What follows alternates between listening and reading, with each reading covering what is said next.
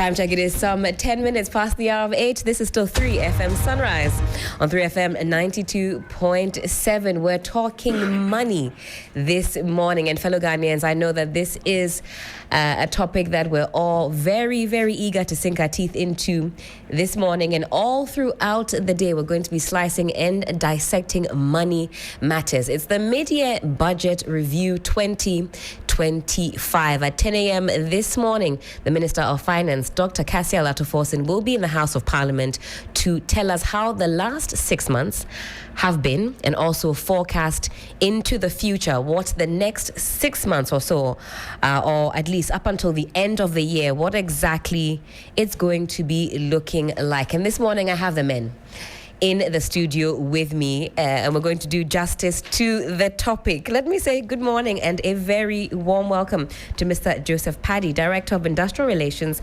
and Public Relations Officer, Ghana Union of Traders Association. Guta. Mr. Paddy, good morning. Morning. How are we doing? We're doing well, you know. I know today you're eager, you're ready to listen to what the Finance Minister has for us. More than the word eager.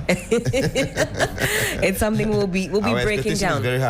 Very high. Oh, yeah, we expect something much. In terms of the economy, we want to see how the economy is driving, and then what are the things they are doing right, and what are the things they are doing wrong, and what are the things we need to do right. We'll be looking forward for all these things. Absolutely. Yeah. All right. Also in studio, I've got Mr. Edward Kariwe, former General Secretary, General Agricultural Workers Union, GAU. Good morning. Good morning, Mr. Kariwe. Yeah, good morning. How are you doing? Very sweet, eh? It's a nice weather for me.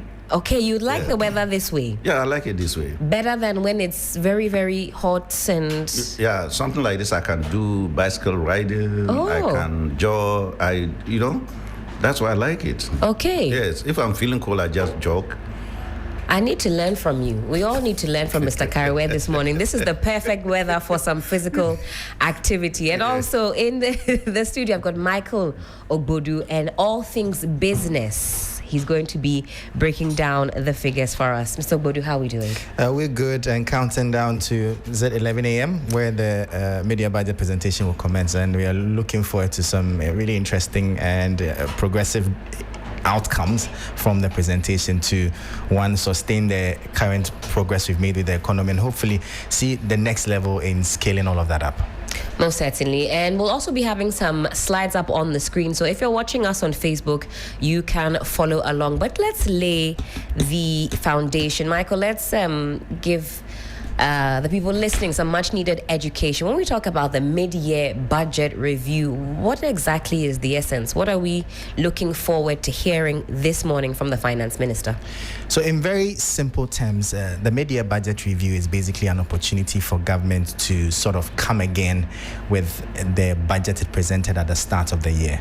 So from the name you hear it says mid-year budget review. So a half year, you take stock of how far you've come and then use that, the progress you've made or how things have turned out to, for instance, revise your notes towards the end of the year on the budget that you started with. So that's just basically how you plan to spend for the remaining of the year and also how you plan to introduce into your budget new updates that may have come up from the global front and the likes to measure that as against what you started with at the beginning of the year to make sure that your plans or your projections or targets are met. Basically that. Fantastic. Succinctly put. So today we should be looking forward to an evaluation of the progress so far against the targets that were set. I know many people are eager to find out how much has actually been spent against what the targets were, because we're told that this government is operating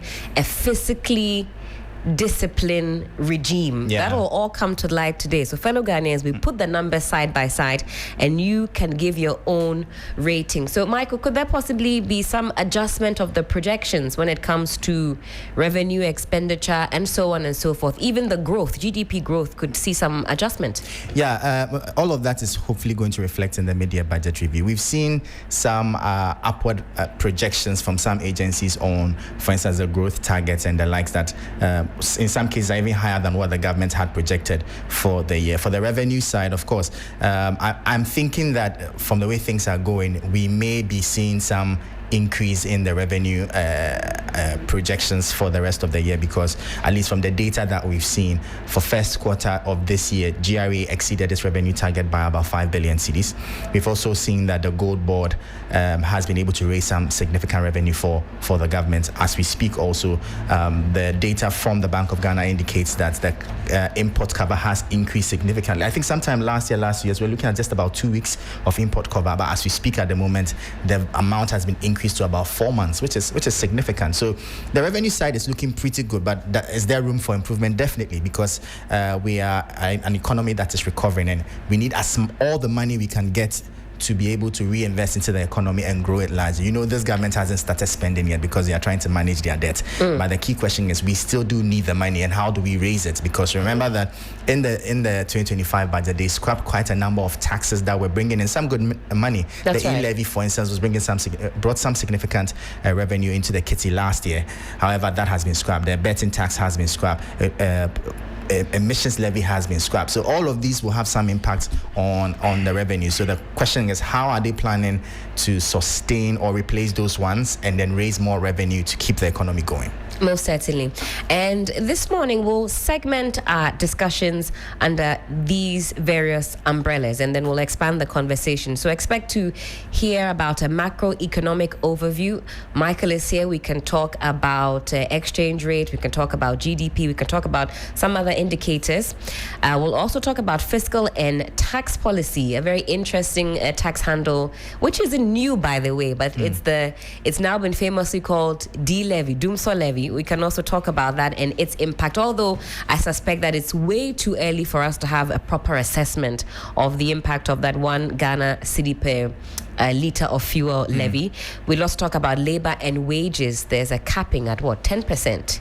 Government says we're not spending more than 10%. I'm sure that the labor unions will have something definitely to say about that. We'll talk about public services, social services as well, policy reforms, as well as the political and business views. We live in Ghana, so sometimes we can't divorce the two. We'll also have an opportunity to take a look at the political landscape as well. But let me come back and let me speak with Mr. Karewe. Your expectations of today, just your very preliminary expectations before we get into the nitty-gritty. Well, good morning to you. Good morning. And good morning to those who are listening to us. I think that I just have a simple expectation. It's like when you set something in motion, you expect the thing the economy has started well, so I expect more, to hear about that. I expect more good news for the economy. It has started well, so that is my expectation in all areas. In all areas? Yes. Okay. Because it's a whole. The economy is a whole. And so far, all is good. And when I say all is good, it's not to say that we have achieved all that we wanted to, but we have started well in almost every aspect of the economy. And that is what I'm expecting to continue. Right. Yeah. All right, Mr. Paddy, what about you as well? Your preliminary hopes for this mid-year budget reading? Yeah, I think before I come to that, Michael said something about some tax handles, which I was taking off, and what are they going to do in terms of revenue mobilization. I believe we've said it over and over a time ago. Just expand the tax net. That's it. Expand the tax net. We have about just 30 people in the tax net. Just bring 30 in addition to make it 60. You get the needed revenue from that. So the issue is about doing the hard work to expand our tax net, and that's the prescription. Nothing more, nothing less. Because if you have the 30 people who are always paying, and you have about 70 out of the tax net, you're going to have a challenge. So that is why compliance is not always high, because only few people are in the net. So if you take your rate down and you bring more people into the tax, you get the needed revenue you need. So that's the answer to those questions. But we're expecting a mid-year budget that is business friendly. Okay. Yeah. When I talk of business friendly, we want to see some cuts. Yes. And then we want to see some realignment in our tax regime and our tax system. So these are some of the few things we want to hear from the minister, that this mid-year budget is business friendly. All right. We wish we get down, we get up in the morning and then dollar is 1 to 9 cities. It's business friendly. All right.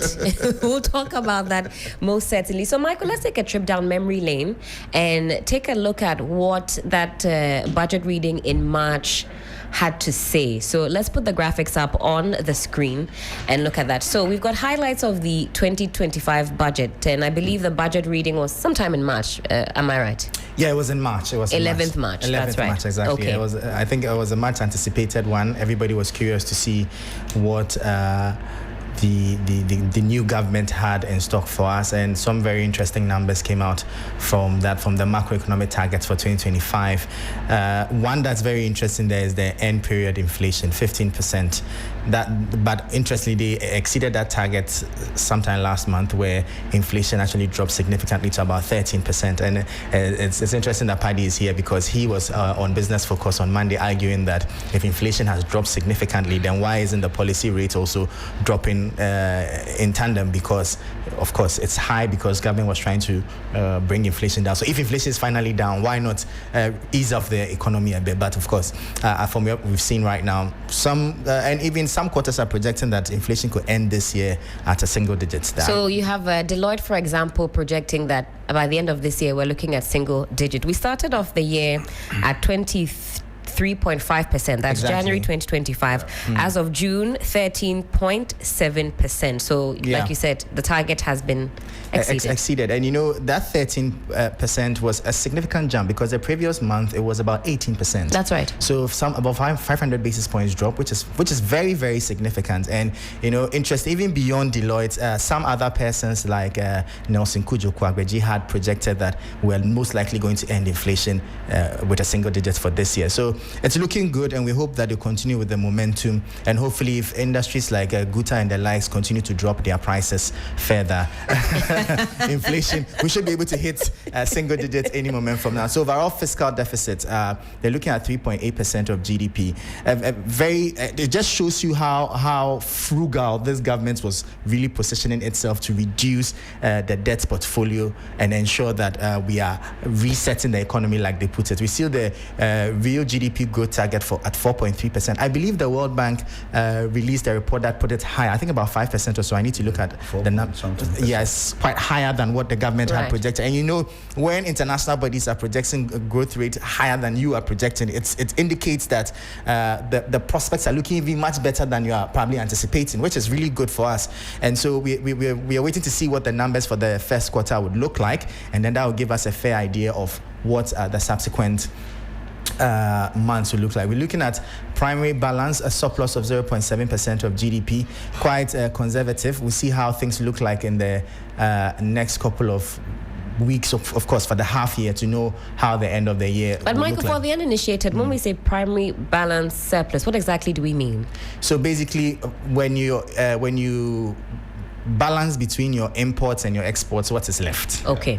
Basically, that's what is left. And we're looking at 0.7% of GDP. That's the total economy size. We're looking at gross international reserves. I believe this also has been met, because we are seeing, they were hoping that we'll be able to have about 3 months cover. But as the figures that came from the Bank of Ghana, we had about 4 months. Right. So it just shows you that this government has been very focused on hitting its projections for the year. And it's quite commendable that a number of the projections have been met half year already, before the year ended, which is significant. So we'll be interested to know if they are planning to revise their notes and maybe increase this, for instance, to probably 6 months by the end of the year. Because if you've been able to do 4 months import cover in, say, 5 months, that is quite impressive. So maybe Ato will be very ambitious and want to increase it to 6 months cover. We'll be looking forward to see how that looks like. Something tells me he'll still be conservative, measured in his projections. You see, the thing that excites me, and as a negotiator, when you should be conservative and allow the outcomes to speak for you. When we go to do negotiations for workers, it's better you tone down your proposal. Right. You tone down your expectations. So when you tone down your expectations or the expectations of the workers, and then you are able to get more than that, then they now appreciate you. But if you say, look, we are going to have so much, and you get there, and you are not able to get that, then it means that you have not worked well. So I think that the government is simply, we have to work. Right. We have to work, and the outcomes will speak for us. And that is what we should be looking at. Absolutely. Rather than always trying to use words. And at the end of the day, look, the Ghanaian population is just completely, unhappy in the past about the way, we talk. And they say action speaks louder than words. Speak less and let the actions speak for you. And this is what is happening. And that's why I'm saying that it has started well, and I just expect it to grow. Whether they revise it up or they still maintain it, at the end of the year, the results will tell us. And if the results are more than double or increase, then we clap. And that is action. We don't want a government that talks. We want a government that if I may, delivers. my point is that at where we are right now, you've met quite a significant number of your targets already. So what's the point in being conservative? No, why not go all out and stretch your wings a bit more? But Mike, you have to tread cautiously. Once upon a time, somebody said, I've arrested the dollar, and I'll give you the key to somebody.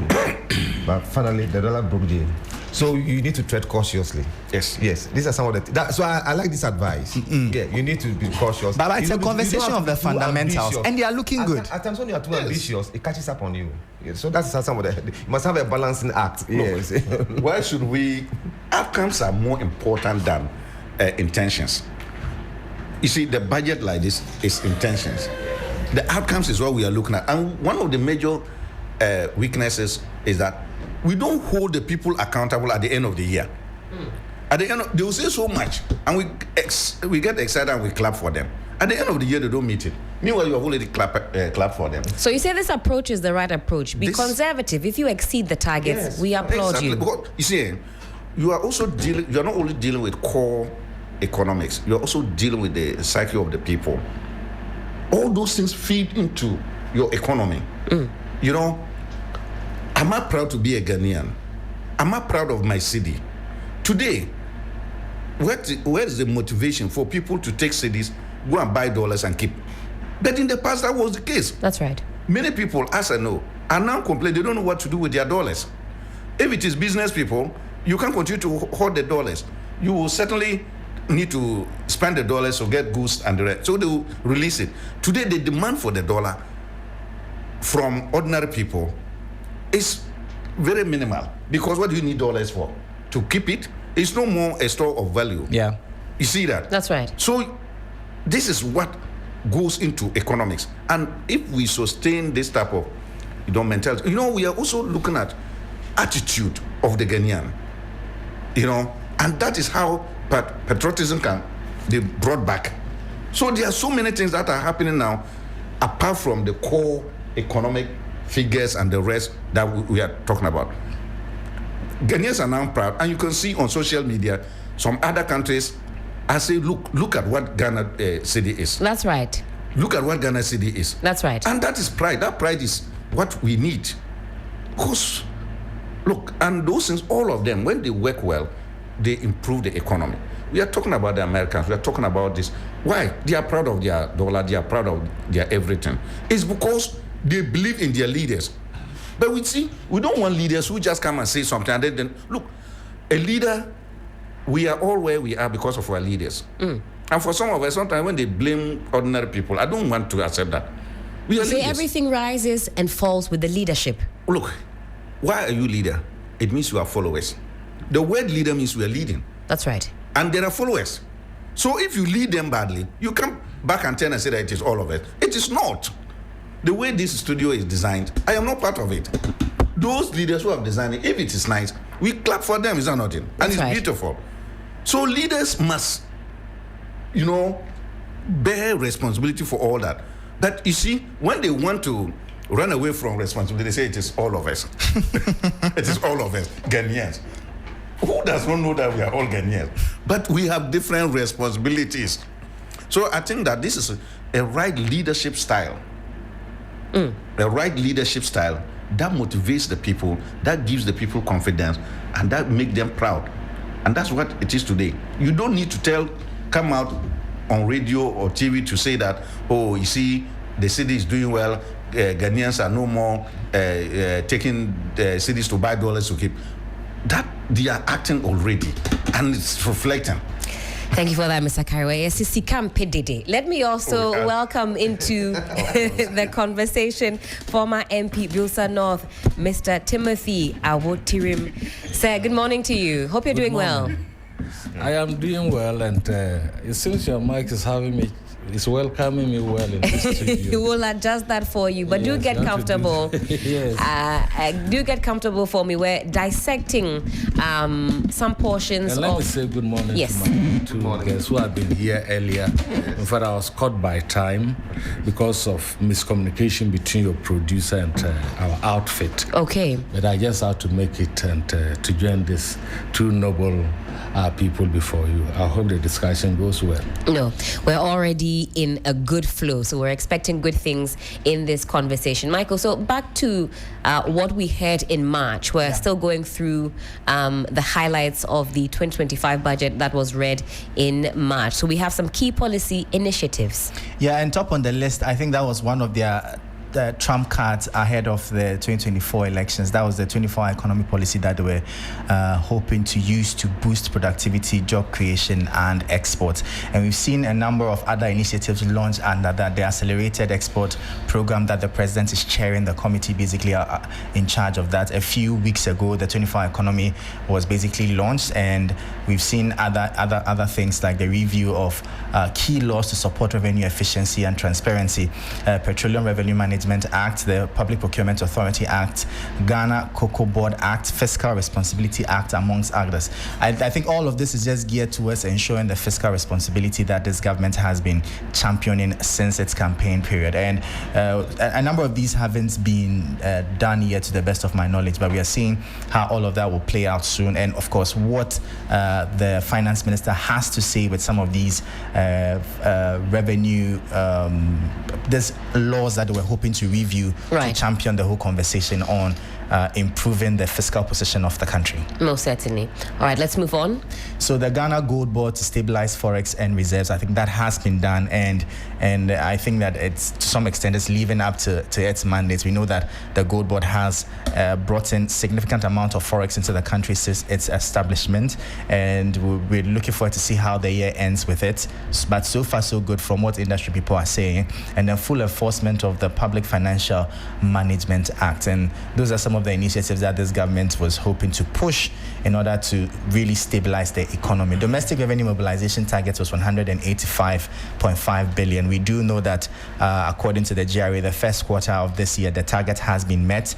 We'll be looking forward to see the numbers for the second quarter and how it's going to look to the end of the year, and if there are plans to revise this target even further, looking at how the other interventions have fared, like the gold board and the likes. We're looking at the GRA to broaden the tax net, especially in the informal sector. We've seen the Ghana Revenue Authority embark on a number of engagements with the public every now and then. We've done quite a number of stories of that for us as 3 Business. That is still ongoing, but there's still room for improvement. There's still, you heard Paddy say over there, although a number of his members are those in the informal sector who are not paying their taxes fully, I hope. Well, he's here today. He's here today, so I'm sure he will have a lot to answer on that, because, you know, interestingly, the trading community holds a significant chunk of the economy. So when he talks about widening the tax nets, I hope he understands that it means bringing more of his members to pay the actual taxes that they are supposed to pay, especially when they are already raising concerns about the VAT and the likes, which government hopes to reform to get more buy-in, and then tightening compliance and tax exemptions and internal generated fund policies. Those are some of the things that this government is looking at. Total expenditure, they're looking at about 202 billion Ghana cedis for the year, and that's what a lot of people are hoping to see, where the government hopes to put the money in for the next half of the year, because you've heard the minority in parliament say that this government is not spending, or would you say not spending at all, or spending enough, because there are still some key capital investment that need to be done to get the economy running, moving it away from the conversation of stability to actually proper growth. Compensation for the employees, we're looking at 61.5 billion. Capital expenditure, 32.6 billion. Some are arguing, is the percentage enough, looking at its ratio to your total expenditure? If you even look at the numbers carefully, the amount we are paying for debts is higher than our investments in capital expenditure. I'll see if I can pull out the numbers for you. So those are the critical questions. How does this then translate to the growth of the economy? If you're not spending that much in capital expenditure, if you're not putting in enough money in roads, in hospitals, in schools and the likes, how does this now trickle down to the economic growth that we all hope to attain? Then there's the social spending protected, education, health and social protection prioritized. We've seen quite a number of policies in that regard also. Then we move on to a domestic and external debt service. Actually, Michael, let me pause you very quickly. Sure. Just go back one step. So when you put all of this together, you're looking at about some 291 billion Ghana cedis. And I think I mentioned this morning. Yeah. We will be juxtaposing this number against what has actually been spent so far to really analyze whether or not this government has been fiscally prudent. And I think that's a number that quite a few of us are keen on analyzing. I think that at this point, the fiscal prudence bit is a foregone conclusion. This government has been very fiscal prudent. The other conversation is that, is it making enough investments into the critical sectors of the economy? Are they releasing money into the system to grow the economy? And I think that's where the conversation really is going, and that's what everybody's hoping to get answers from, especially in the media budget presentation today. Certainly.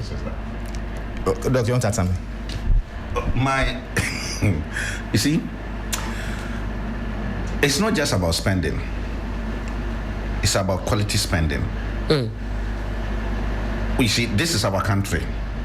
We've been born and bred here. We've had the opportunity to travel to other countries. I feel sad sometimes when I fly into Accra and I see Accra. It's like a big village. Accra does not befit the modern status of a capital. Even with all the lights, as you are landing in Kotoka, you see the bright lights. The lights. Even infrastructure, our buildings, all that needs to be recent. If you go to other developing countries, our neighbors, and see the type of massive investments they are making, we are just joking. But the thing is, we have spent in the past. Where are those? Look, we had a year of roads, second year of roads. Where are the roads? What is the quality? So you see, it's those who are within 6 months or so, you are saying the government is not spending. No, it is only a foolish person who will spend without pausing to look at whether or not you are getting benefit for your investment. It's not, I won't rush government to put money into something. It's like pour water in a basket. You have to make sure that you stop pouring the water there, plug all the loopholes before you now continue to pour water. So I think that we should not push government, and those who are pushing the government, I think government should listen to some of us. Because at the end of the day, you are going to account for all the money that... You say government should not succumb to this pressure of, okay, you are not spending, start spending, because that has been a major critique of this government. And I'm saying within 6 months, if you inherited an economy that is broken, you need to repair it first. And the time of repairing, you don't spend. Because you don't know whether the money will get to where it will not get to. And then you cannot spend that way. You'll be reckless. How do you spend when you have not made the necessary repairs on it? And I'm saying that government should know that we want efficiency. We want value for money. Right. So much money has been spent in the past and we never had value for it. If the value is there, all of us will see. I will benefit. You will benefit. Everybody will benefit. But here we are. We spend money. Look, the so-called expenditures we made, we are hearing so much that those monies went into people's pockets. And you can see it. Some of them, even though they will say, no, they are yet to be proven in court. And we see that some of them are already evident that there's a waste. So we don't want our government to take our money and engage in wastage. I don't need you see, there are certain things when you say them, I don't need preaching. If I need a preacher, I'll go to my church. I'm a Catholic. I'll go to church, and there are professional preachers. I don't want somebody, an ordinary person, to come and preach to me. Like you come and read a Bible verse. To show what? It's an attempt to. So I don't want my minister for finance to be talking.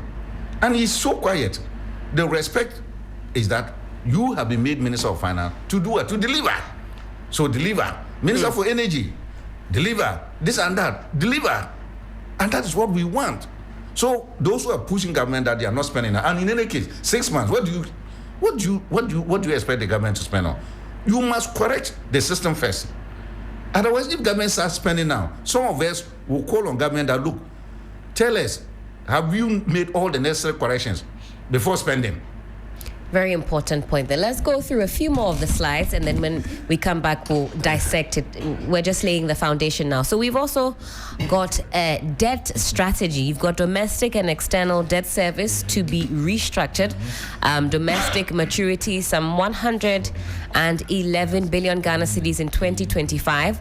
Also, when it comes to external debt service, between 2025 and 2028, the expectation is some $8.7 billion with 55% of that due in 2027 and 2028. You also have debt to GDP ratio reduced to 61.8%, partly from Euro bond restructuring. All right, let's get into the meat of the matter. We've laid that foundation for you this morning, and the conversations, in fact, have already started. Mr. Paddy, let me come to you. How have traders and businessmen coped with recent exchange rates and inflation trends? Give us your overview of the last 6 months. For the last 6 months, it's been good for the business community in terms of dollar-cedi relationship, where we've seen a significant stability in the cedi against the dollar. So it was a welcome news for the business community. It has impact on our trading activities and our business activities, especially when we go to the port. Almost every week, Bank of Ghana comes with a new rate for purpose of duty. So if the dollar goes up, your duty goes up. So if the dollar comes down, your duty comes down. So we've seen some stability in there. That's why when you come to the market space, you don't see this increase of price of goods and service almost every day and every week like we used to experience some time ago. That's right. Today you go and do a window shopping, then following day you go, the price has changed. You have to come back home, go and do another window shopping, the price has changed. That's right. But for the past 6 months, we've seen some significant stability in the price of goods and services. So the economy is doing well for the business community, but there are other aspects that we need to also look at. One of the issues we're talking about is the realignment of our tax regime, which is also a challenge to the business community. Like Michael was saying, that the informal sector don't really pay taxes. Not that they don't want to pay, but the tax regime is not formalized. It's nothing to write about. It's segregated. So what is government? We want to hear something from the minister. What is government going to do to realign our tax regime? There's no parity in there. Some are paying 3%, some are paying 4%. We don't know whether we are practicing sales tax or VAT tax. So these are some of the difficulties we find ourselves as a business community.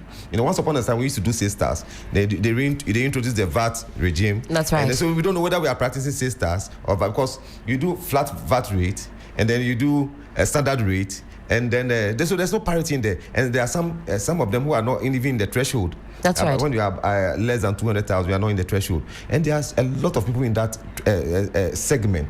So we are saying that why can't you make it so uniform, so that it should be user friendly for the business community? So when you have, like I said earlier on, the 70% of people who are outside the tax net, if you bring just about 30% of them to add up to the 30, and we have 60, we will see compliance level going up, and we'll see our revenue mobilizations go. But most time, I believe the minister is going to talk about revenue mobilization.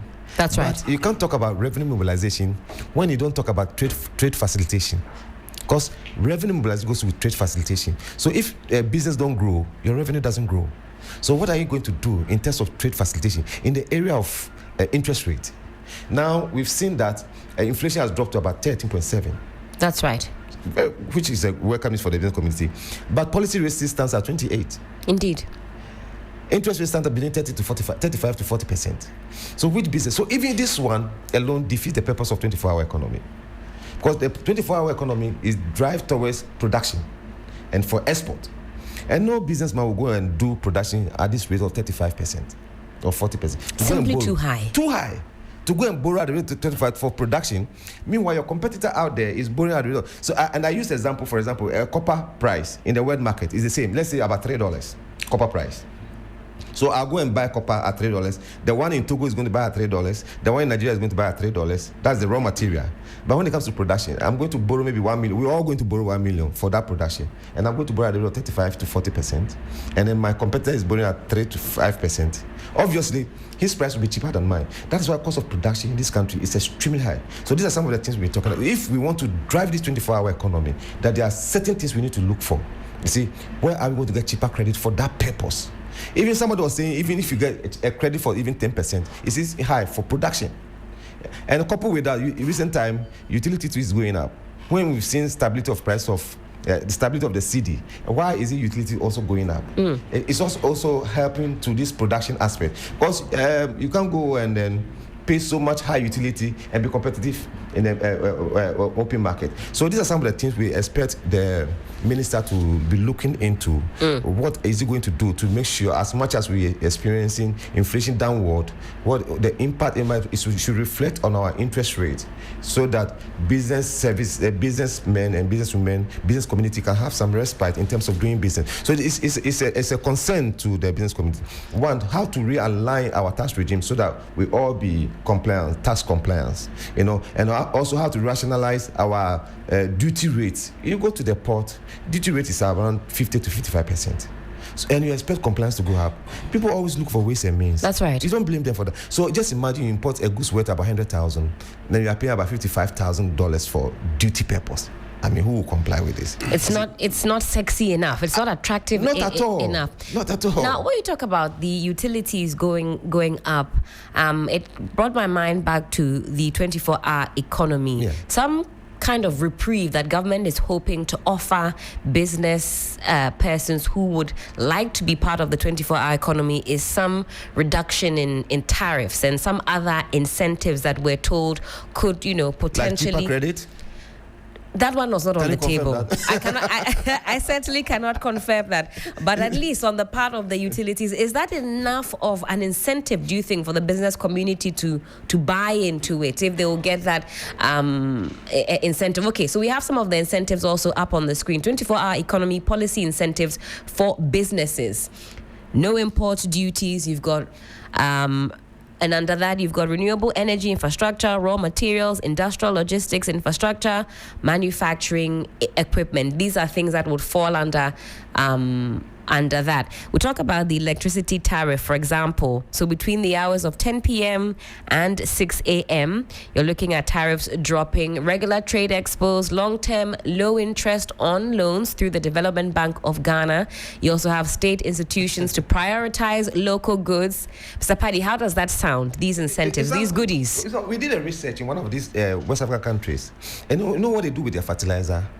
Now, what they've done a PP agreement, the private-public sector agreement, and what they do is that government does the importation of the raw material and gives the local industries to produce for them, so they get it at their own cheaper price. So, because if government is importing raw material, it's duty-free, right? So, all your input and everything you produce for me, I don't have the factory, I don't have the produce for me, and I'll give it to farmers. And that is why now Nigeria can proud themselves and say we are 80% self-sufficient when it comes to rice production. 80%, they say 80%. The last time when they say 80%. 80%. So, yeah, 80% rice production. They are self-sufficient. You see? So these are some of the things we're looking forward for. So if government is going to give all these reliefs, it's a good thing. But they don't stand in isolation. If giving me all these things, but I run to the bank to go and borrow for production, and I'm borrowing at 35%, 40%. That's why I'm asking, if government is going to really drive this 24-hour economy, there are other aspects of the reliefs that he's giving or the incentives he's giving that has to also be looking at. Let's look at our tax regime. Let's look at our tax regime. All right. Yes. Let's look at our interest regime, interest rate. Anybody going to 24-hour economy, can we have some funds down there for you, maybe at 5%, 10%. There's some moratorium, because the bank gives you money today, tomorrow start calculating their interest. That's right. Yes, but in other jurisdictions, they give you 5 years, some 2 years, some 3 years. Release, so start paying. So these are some of the things we should be looking at when we are able to do that, because business community, we are not interested only in importation. Some of them want to drive, per the volumes they do, they want to drive into production, but there are so many things that is going against them, you see, in terms of tax, right, in terms of interest rate. So we should look at all these areas. Otherwise, this 24-hour economy is a welcome news. It's a good thing to do. I try to see if it works. You know, one of the days I got up in the evening and the night around 11 to 12 a.m. I said, let me drive through town and see. And then from wherever I was coming from, it took me about 40 minutes to get to a filling station to buy fuel. All the fuel stations, I was going to bed. All asleep. I came to Osu, right from Makati. I got to fuel from Osu. So look at security. That's the challenge. That's right. So if you want me to patronize 24-hour economy, what is the security aspect of this country? Can I be secured to go to Tema at 2 a.m., go and clear my goods and drive down to Accra? How secured is it in the environment? So these are some of the aspects the business community are looking forward for.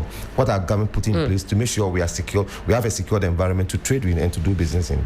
Now, we saw before the 11th March budget reading by the finance minister that he went into the market spaces, he was engaging market traders and getting a feel of what the biggest challenges were.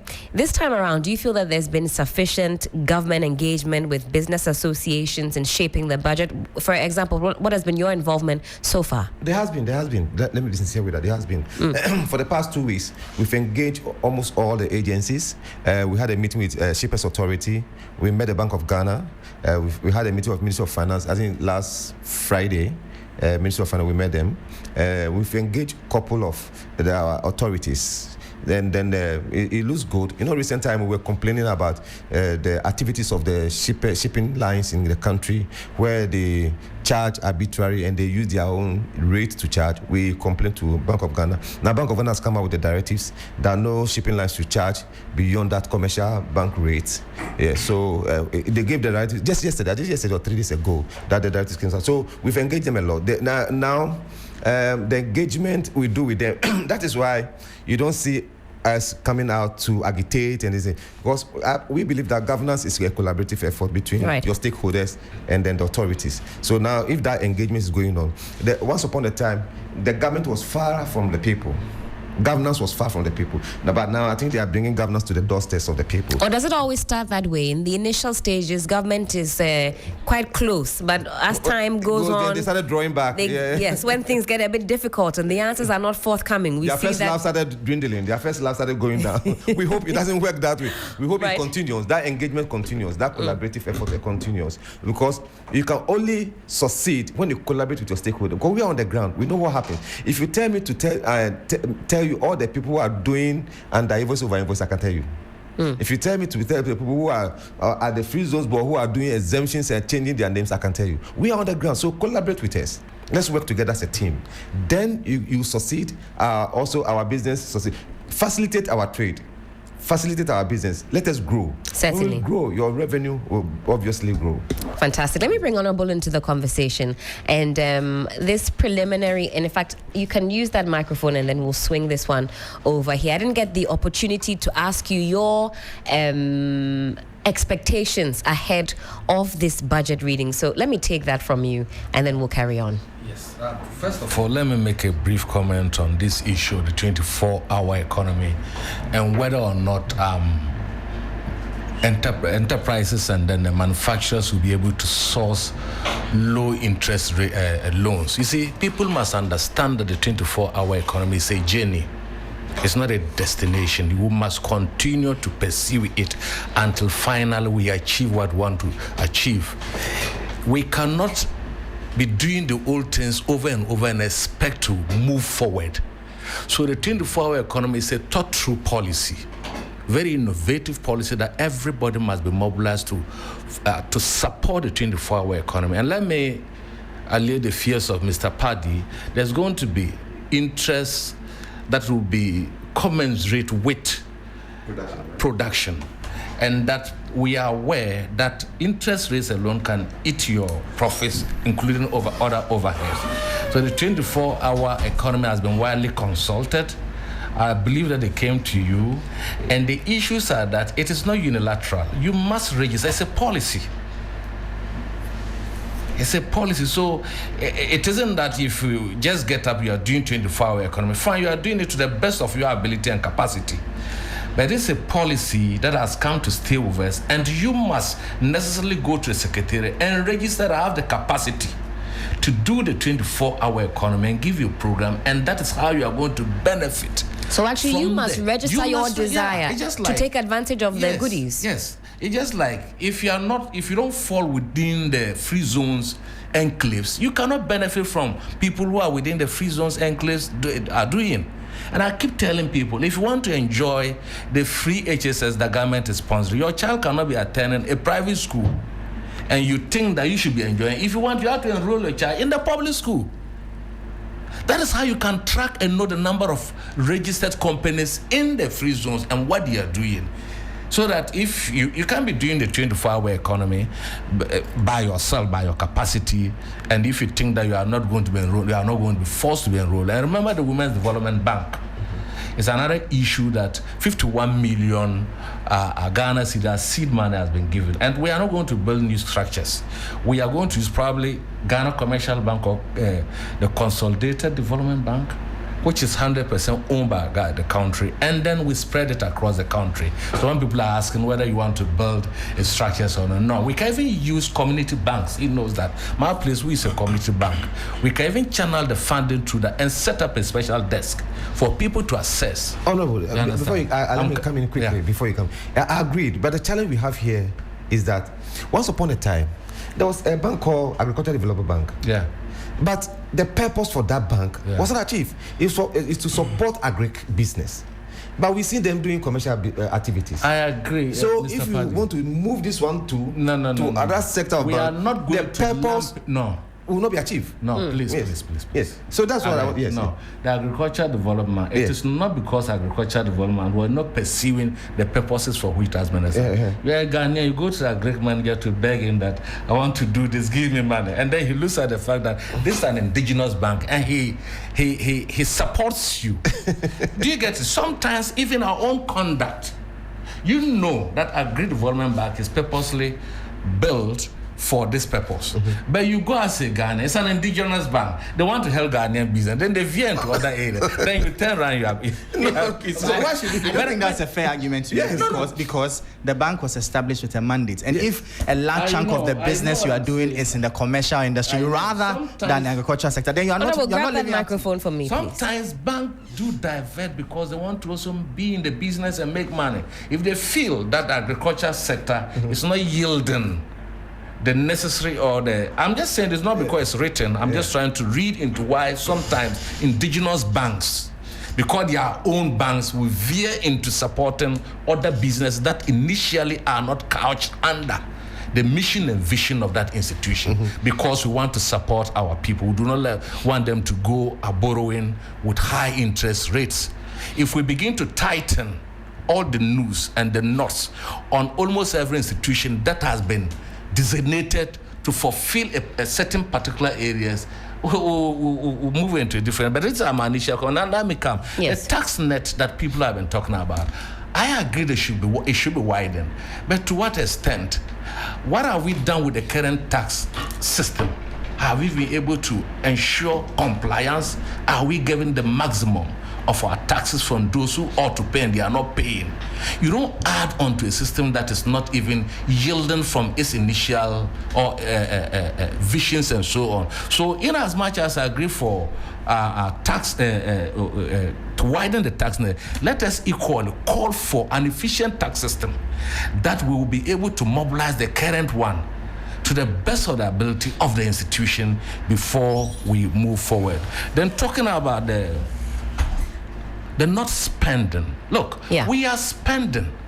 We are not spending fraudulent contracts. We won't pay fraudulent contracts. When you say fraudulent contracts, I'm coming there because there's an audit across every sector.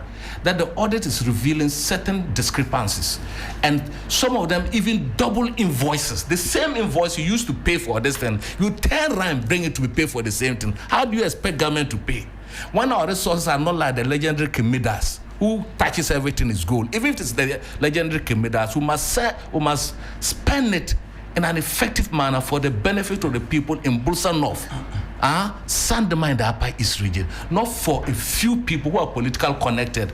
A contract, this thing is buying 100 Ghana. Then you send an invoice, they pay you, then you turn around and send it. We are unearthing all this in the contracts. We have paid all statutory funds. We've paid all the statutory funds. Look, as I talked to you this morning, students in London, we owe them £40 million. Can you imagine? All that is only in the UK. £40 million on scholarships. We haven't gone to the other European countries. That is the economy they handed over to it. Every institution has been run aground. Not run aground, has been sunk into the earth. We need to dig them up again. A colossal amount, total revenue for the previous government was over a trillion cedis. Total envelope, including tax revenue alone, was over 500 billion. Loans, 30 billion. Look, institutions and all those things. Now, when you do that, and then you juxtapose the quantum of development to the amount of revenue that came in, you would find out that it is abysmal. Look, almost every major road project has been left uncompleted. It has even been destroyed. Government would have to look for money. Government has just currently renegotiated the Nungwa stretch. So the principal, they've agreed to come back, they'll be signing and all those things. All the major roads. This budget is, the review budget is going to come. We are leaving about 64 billion Ghana cedis to tackle all major roads. So this current review is going to ensure that we build on the foundation that we've reached so far. The fundamentals have been brought up. We do not want to slide back. Okay. So some revenues have been refenced, including the oil money, to be used purposely for roads. Unlike previously, where it has been spread thinly across sector area, that it vanishes into thin air.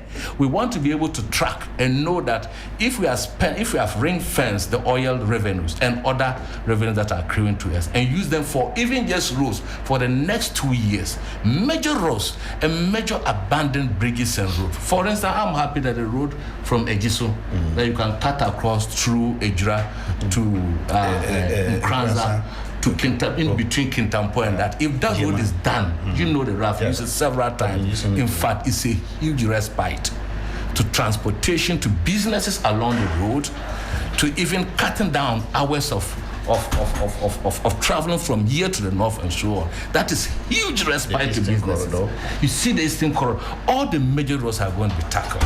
Okay. So for me, one thing that is clear is that the minister will not come there quoting Bibles and wearing white linen dresses to deceive the people. Michael, you're looking at me. Wear this usual dress and speak truth to the people of this country, because we are a government that talked about it, said we cannot come in to continue to repeat what has been done over decades, that you, the younger one. I was telling someone this morning, the youth these days, they are not going to say that I belong to NDC MPP.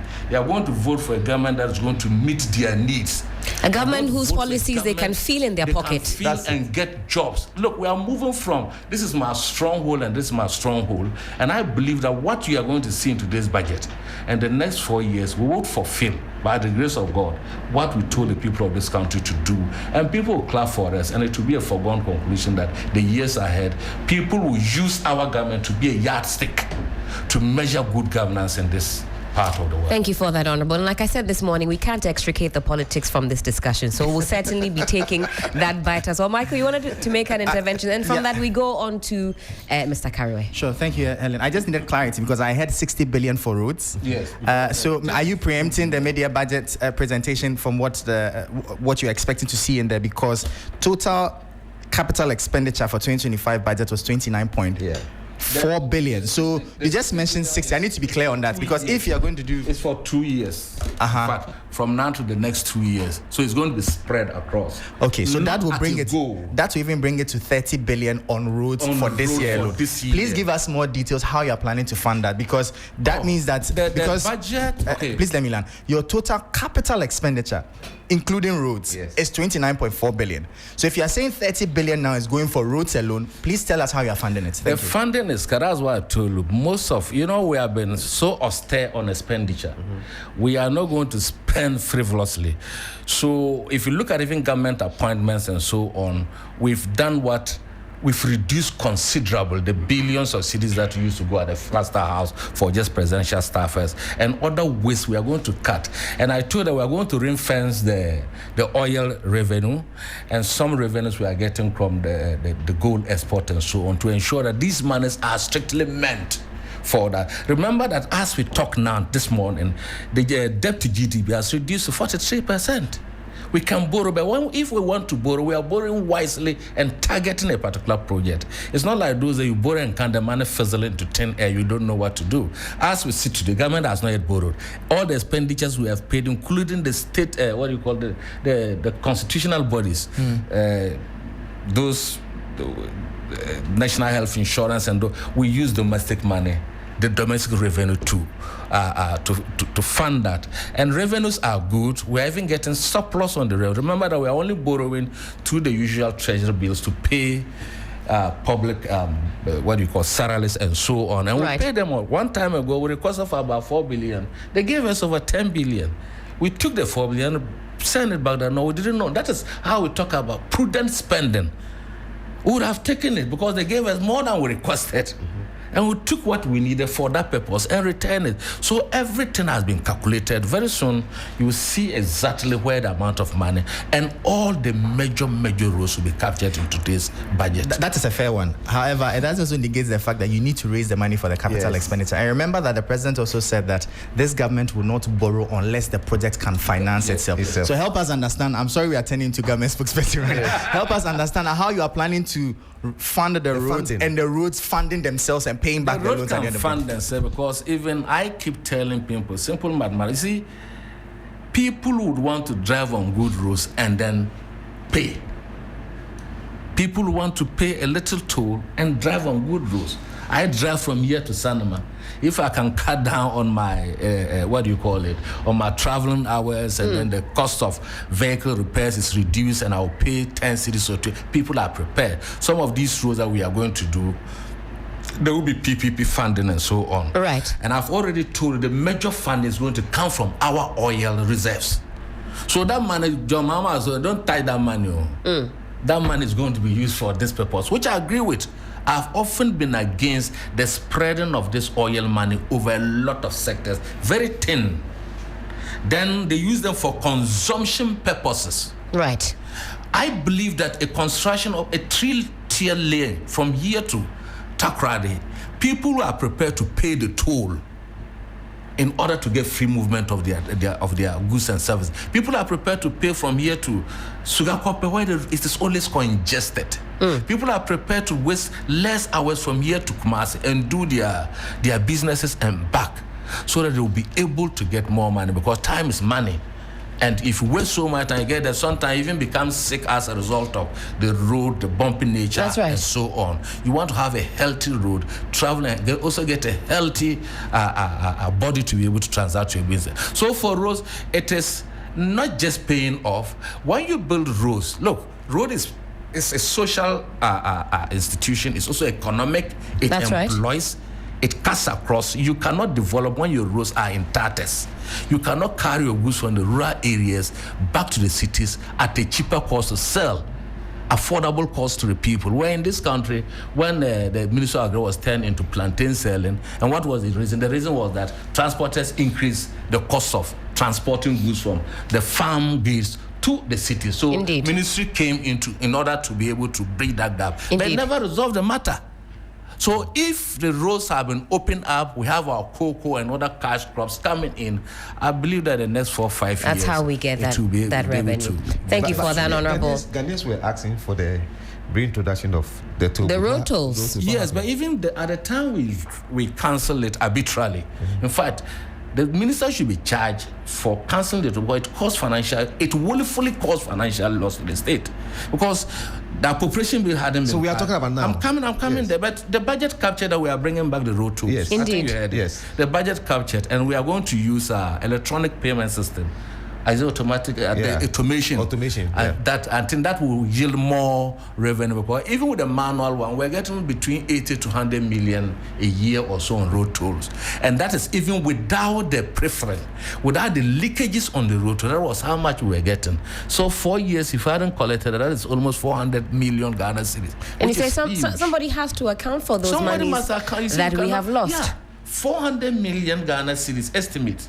Because if it is about 80 Ghana, plus or minus, it should be getting to 100 or so. If we wanted to really tighten the leakages and the loops there, would have gotten at least 100 million. Even if you are taking it at 80 million consecutively, you multiply by 3 years, it's huge. I'm telling you that you can use that to build hospitals. Indeed. To do boreholes for our people who are drinking from worm-infested waters and so on. There are some areas you go, the markets are dilapidated and so on. Nurseries are not there and so on. As we talked this morning, because of prudent spending, maybe it hasn't even occurred to you that we are running a free HSS.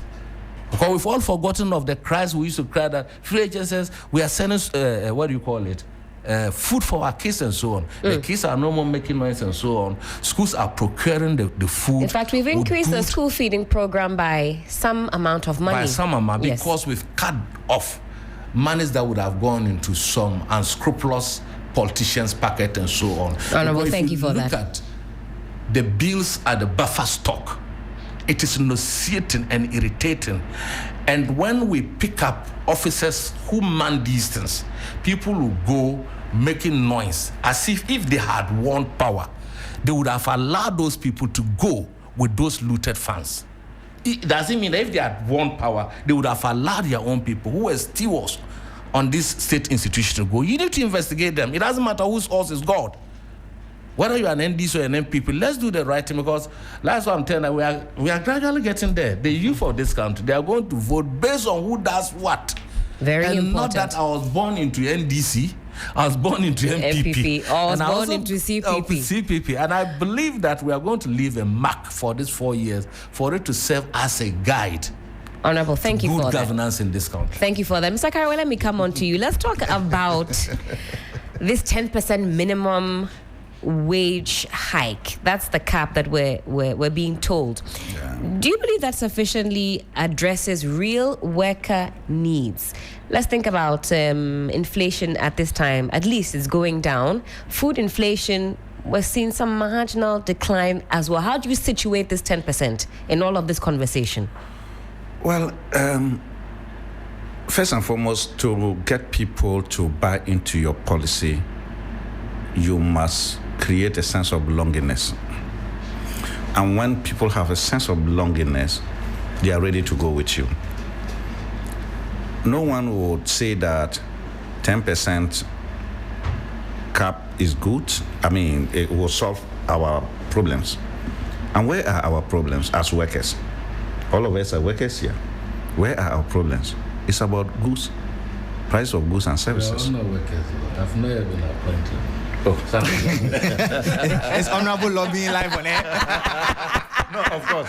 No, I've included him. I need to exclude himself. It is like I need to. No, you need to exclude yourself. So You are not working. prospective workers as well, listen up, yes. Yes. Now you can see if workers are suffering, what about non-workers?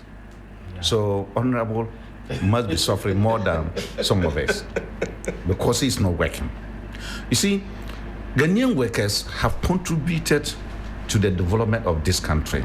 In fact, we have been a pillar to what you can call Ghana today. Ghana would not have been what it is but for the contribution of workers. And in any country where workers are sidelined, that country will never see development because they are an indispensable pillar of development. What we want to see is that those who are entrusted with our resources are using them judiciously. I went to the filling station yesterday, fuel station, and I filled my tank. I dare not do that in the past because I could not. Now, if I see my leaders, like Honorable and Co, be modest, I will also be modest. Look, years back, the smoke was not as popular as it is. Yeah. That's right.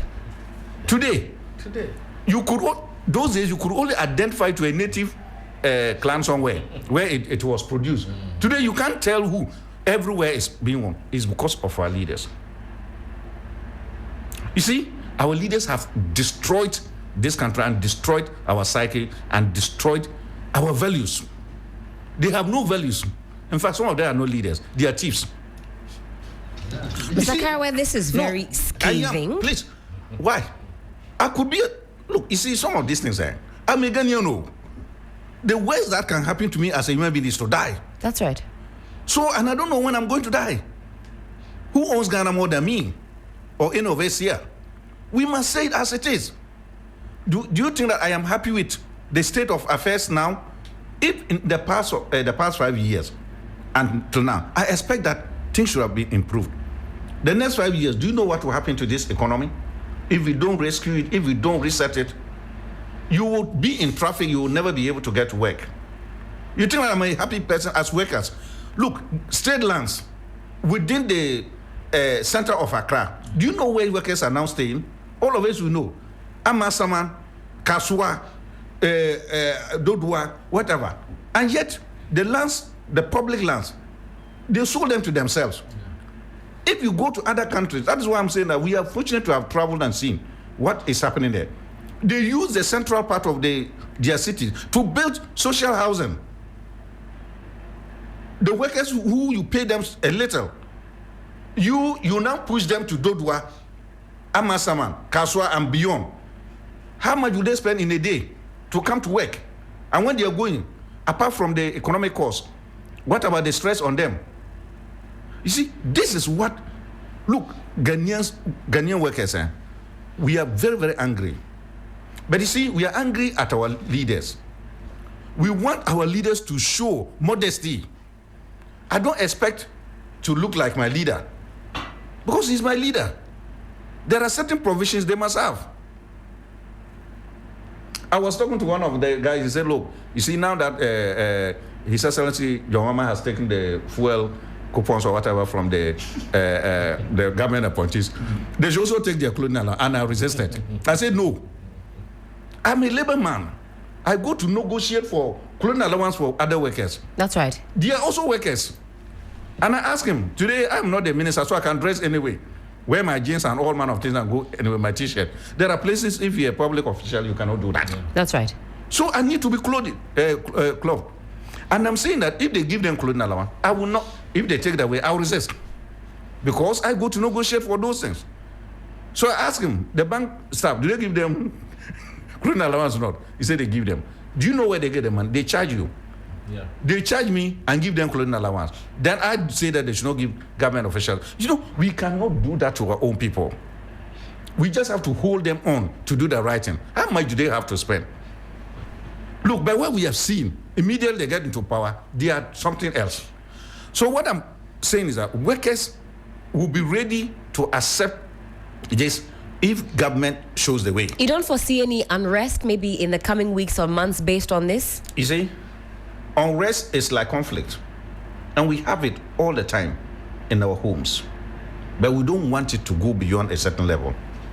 A man and his a husband and wife, they stay in the same bed, and yet they have problems. You and your friend, you have problems. But you must learn how to resolve those ones. There will never be a situation where you don't have worker unrest. But we want worker unrest at a level that government can still go on. And we want workers unrest on matters that you can really point up to. We don't just want to get up and go on strike and so on. But I'm saying that you will still have resistance from workers because they don't trust. When you don't trust, it leads to conflict. As of now, don't think that we have trusted our government so much. We are now beginning to trust. You see, and that's why the question is, there was a question here that, oh, they start good. You even put it. That's right. Initially, they start good. And then later on, they turn bad. We want them to be different from that. Yeah. People are doubting the government. And legitimately so. I mean, you can't begrudge them that opinion because of what we've seen. Of course. I myself sometimes, but you see, I have confidence that they should continue that way. And that's why we don't want them to talk. Tell me, do I need the minister when I go and fill my fuel? Now, Ghanaians, the Dumso levy or what some people call it, why? What difference has it changed? Oh, the price has gone up a little bit. Who brought the price down? Who brought the price down? Mr. Kariwe, were you not enjoying it without that one city? I mean, at the start of the year, it was very cool. I come here, I give you food, a bowl of food. Then I take a morsel of it, and then you say I shouldn't have taken it. You were here without food. Ghanaians who were here when the fuel price was 15 cedis and beyond. Who brought it down? What has it changed? I mean, how can we behave this way? And I'm saying government must be focused. Leadership must be focused. And I'm saying they are doing the right thing, because if they are not, you will say, because I just don't know the next 5 years how. If I can see that the next 5 years Ghana will not be good, I will make noise. And I want policies that lead to that. You see, this expansion of the tax, it's a good thing. You see, so far, the tax levels that we have in this country, it's not so bad. It is not so bad. The revenue that we collect in this country is not so bad. It's just about how we use our revenue. It's about how we use our revenue. Mr. Kariwe, are you satisfied, though, with how much we collect, given the burden? Let's say, when it comes to income tax, you know, the Greater Accra region bears over 80% of that. Imagine if it were expanded to the other regions, how much more money we'll get. I know Honorable says that really it's how we use the money. There's no point collecting it in a basket full of holes. But imagine how much more we could do with more. You see, we have all those expectations, but we have to do step by step. I'm saying so far, what we have collected, how did we use it? It's not so much about how much revenue we get. It's about how we spend it. Look, I was getting fed up, and I was getting to a point where when you invite me to come and do budget analysis and all those things, I will not come, because it makes no sense. We don't want, look, sometimes the question asks, oh, do you think that the figure they have allocated for this sector is good, is sufficient? We are moving away from them. They will allocate in the budget and they will not disburse. They disburse and it doesn't get to the target group. So it's a waste. It's a waste. And we've seen it. We are not talking from conjecturing. We are not, it's real. Go to the various ministries and find out at the end of the year, all their allocations in the budget was given to them. We look at the district assembly, those common funds and so on. They were not being paid. No, now we have paid everything. Now they've paid. Even if you have areas, we have, this is what we want to see.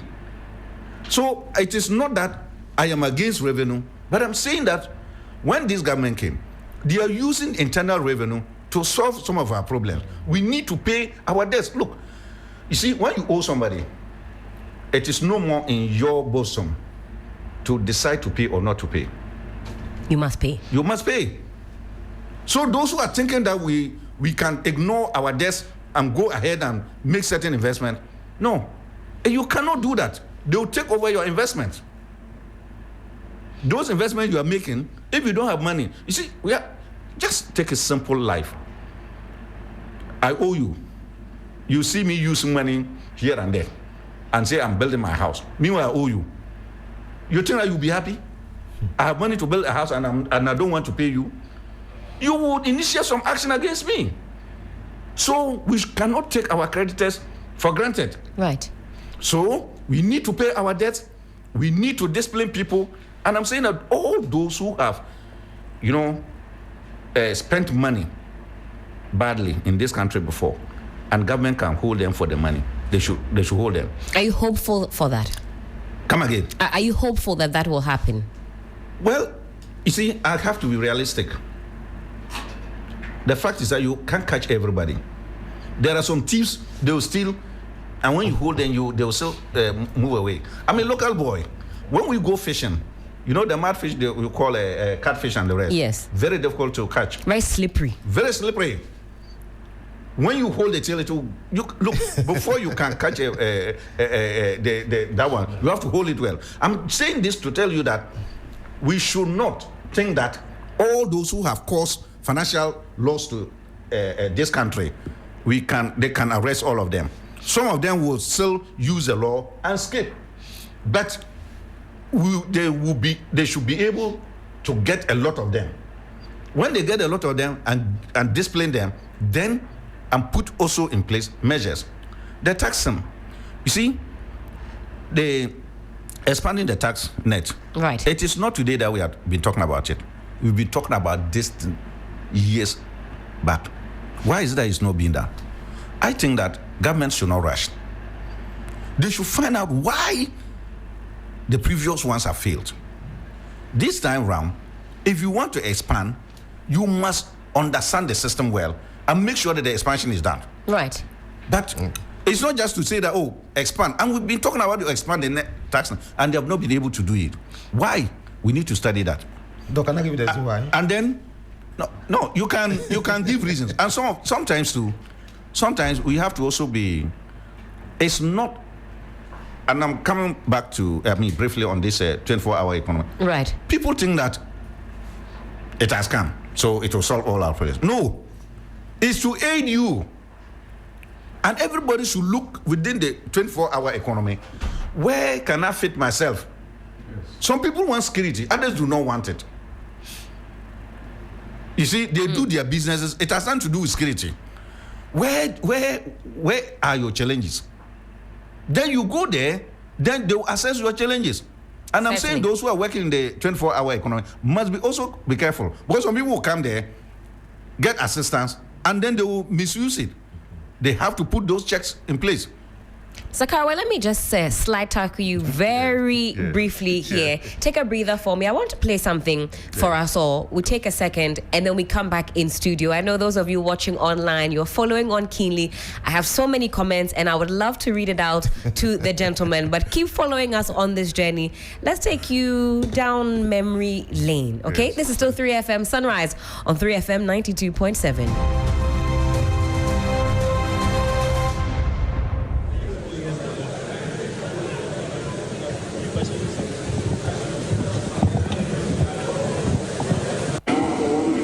Speaker, I present to you the budget statement and economic policy of government for the year ending 31st December 2025. Right Honorable Speaker, today marks a moment of great significance, and I have the singular honor to stand before this House to present on behalf of His Excellency President John Dramani Mahama, following his extraordinary mandate, the maiden budget of his new administration. Mr. Speaker, I'm deeply grateful to His Excellency the President for entrusting me with this responsibility. Respectfully, Mr. Speaker, I also submit to this House the following statutory report as required by law. The 2024 annual report on the Petroleum Funds, in line with Section 48 of the Petroleum Revenue Management Act 2011, Act 815, as amended, Mr. Speaker. Mr. Speaker, I also submit the 2024 Energy Sector Levies Report in accordance with Section 6 of the Energy Sector Levies Act 2015, Act 899. And finally, Mr. Speaker, the 2024 annual report on the collection and utilization of the African 3FM 92.7 in line with Section 7 radio of the African Union Import Levy Act 2017, Act 952. Right Honorable Speaker, with this budget, I will also be seeking a review of the following act to support the policies of government aimed at stabilizing the economy. and promoting inclusive growth. The first will be an amendment to the Petroleum Revenue Management Act 2011, Act 815. The second will be the Ghana Infrastructure Investment Fund Act 870. And the second will be an amendment to the Mineral Income Investment Fund Act 2018, Act 978. The Speaker, I will also be seeking amendment to the Energy Sector Levies Act 2015, Act 899. I will be seeking amendment to the Ghana Cocoa Board Act, Act 1984, the PNDC Law 81, as amended. The Speaker, that's not all. I will also be seeking amendment to the Earmark Funds Capping and Realignment Act 2017, Act 947, the Ghana Procurement Authority Act 2003, Act 663, as amended in Act 914. Speaker, I'll be seeking amendment to the Ghana Education Trust Fund Act 2000, Act 581. And finally, Mr. Speaker, I'll also be seeking amendment to the Fiscal Responsibility Act 2018, Act 982, and incorporating into a comprehensive public financial management act. Mr. Speaker, I forgot to add that I will also be seeking amendment to the Revenue Administration Act 2016, Act 915. So, Speaker, we remain committed to the pursuit of our 24-hour economic policy of stimulating economic growth and job creation. Right, Honorable Speaker, this policy will contribute to addressing Ghana's structural economic challenge by creating an integrated, efficient, and increasingly export-driven industrial economy that fulfills the utilization of our national resources, capital, and labor power. Right, Honorable Speaker, will be presenting the 24-hour economic policy to Parliament in due course.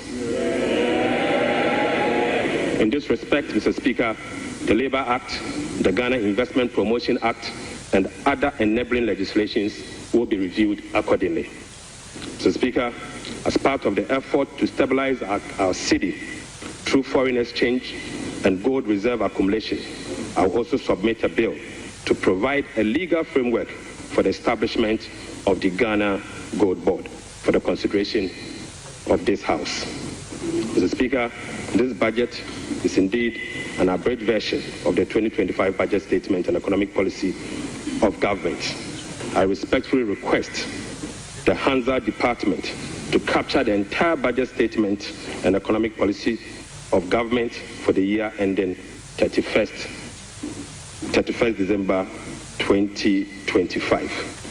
Mr. Speaker, standing here evokes a sense of nostalgia as I reflect on my journey in public service.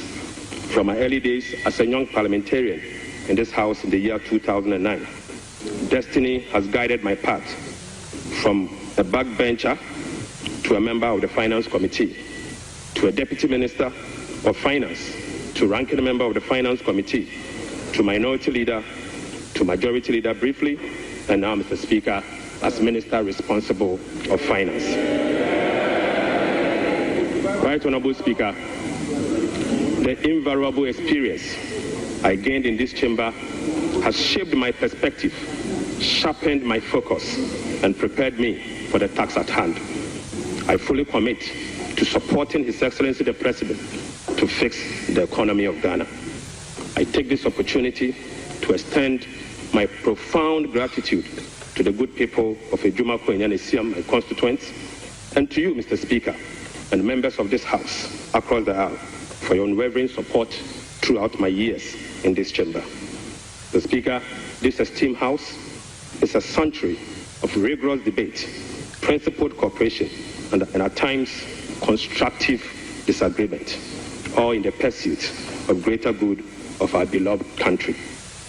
I look forward to working with you, Right Honorable Speaker, and my colleagues on both sides of the aisle to reset the Ghana's economy through sound policy and structural reform that will propel our country Urban Lifestyle forward. Radio Station. Speaker, there comes a time in a nation's history when fundamental challenges must be confronted, difficult choices must be made, and a new course must be set for the future. For Ghana, the defining moment is now. Mr. Speaker, President John Dramani Mahama made a commitment to reset Ghana for jobs, accountability, prosperity. The Speaker, as captured in the NDC manifesto, in this regard, the theme of our budget is resetting the economy for Ghana.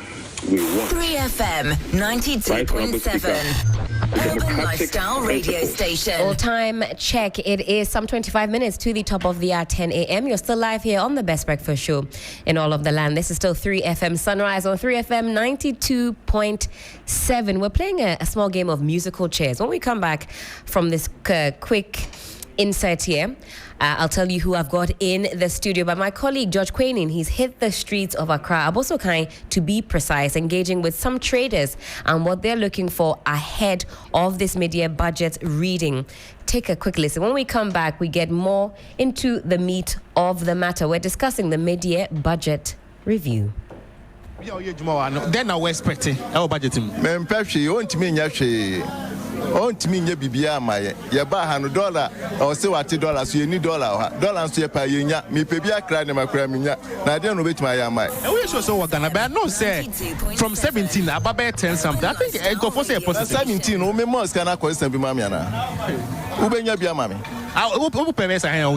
Maybe I cry in my mina over there. I had the demorrage there ever from Yama, a banner, who Yama, and the meeting Caseba.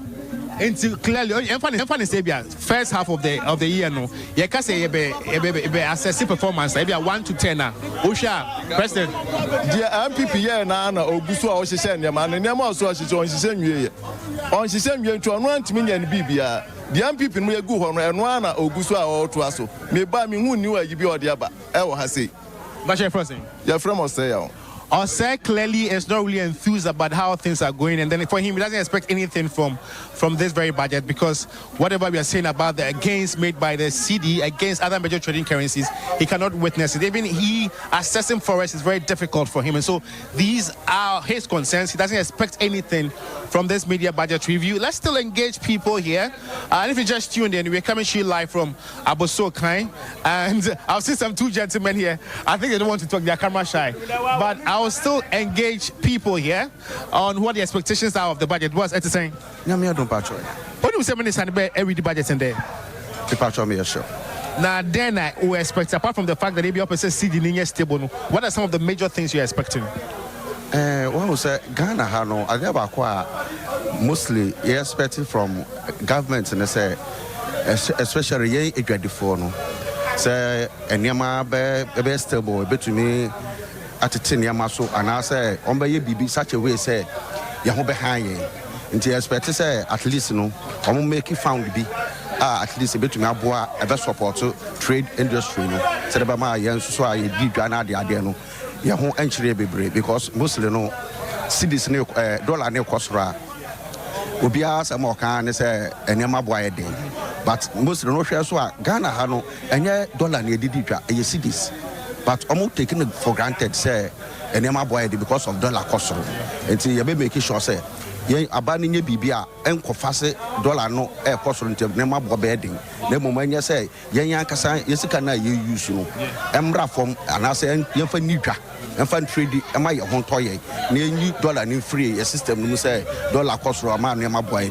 Until I don't expect to Sabano and you be Sana, or more ready, Monian such a way, say, Bama Nema Boba from. But also, Cranium. We cranium my free. If I say me who are they, we beat to say, net auton is saying. We first make a set, your friend shops as well. Okay, shop, yeah. A set, no, near 500 Ghana. Okay. Yeah. Is it $1 number from no? Is it the same price? It's the same price because of dollar number from no. The time now make cotton. Not dollar. I do with your money, son. Yes, and to get your money, son. Oh, yeah, sure, say. In your money, son, I can even say to you, sir, now, and your money, your craban is the idea. A bit to my form. But the already done idea. A bit of a message. Son, you want to be affected with the new dollar rates, no? I know a better from Bessay. Sebeba from crying to me, my from be a best be 400, and I say be a best be 450. So I say, bet my best be 450. What's your first thing? A friend Charles. So Charles is really concerned about the forex, and for him, I think it's high time we, yanked the whole what's the name, dollar, business dealings. We should only engage in our local currency. Of course, that will also take away the fact that if the dollar is high, it really affects pricing of goods and services. So we should really normalize using our local currency in doing our businesses. And so these are his concerns, and that's Charles, like I mentioned. And I think when I was coming here morning, I met one gentleman who wanted to talk to me. I think that's him. And let's also take his views. I think he's pressing his phone, but let's engage him this morning. Boss, morning. Hello, question again. Okay, how are you doing? I'm doing great and okay. So I know you are aware of the fact that the minister will be reading the media budget review. For me, I want to know, what are your expectations?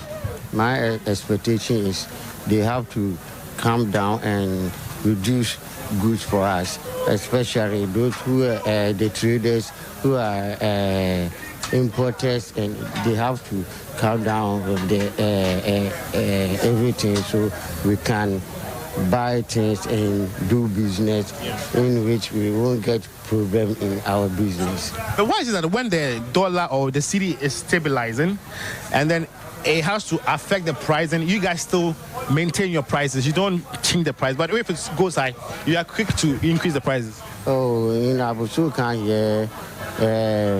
always we haven't increased our prices. We reduce our prices.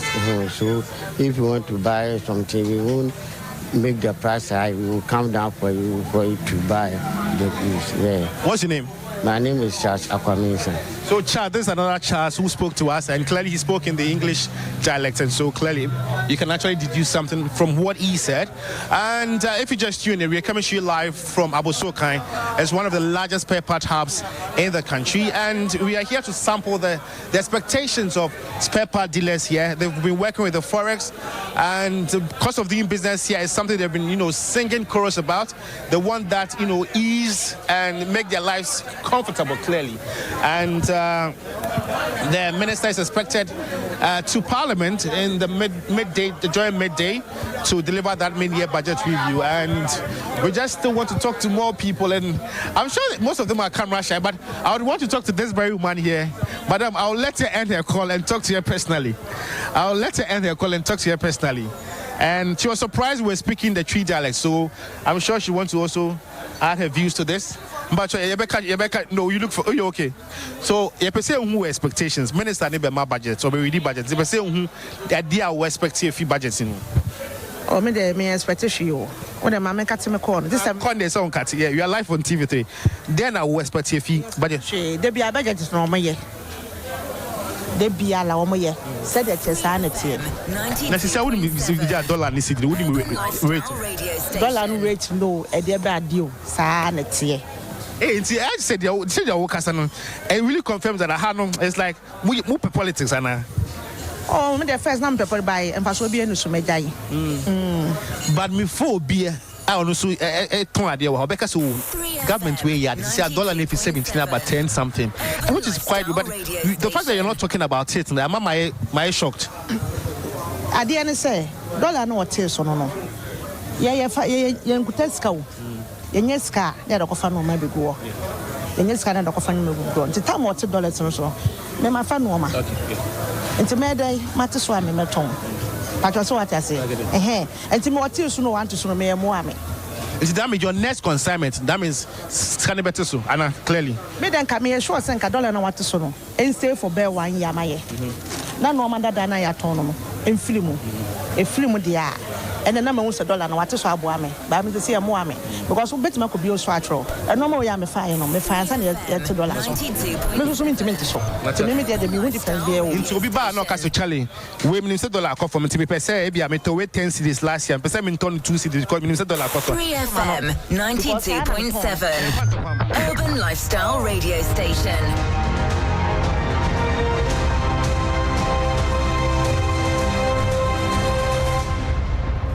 All right, and we are back in the studios. This is still the best breakfast show. This is still 3FM Sunrise on 3FM 92.7.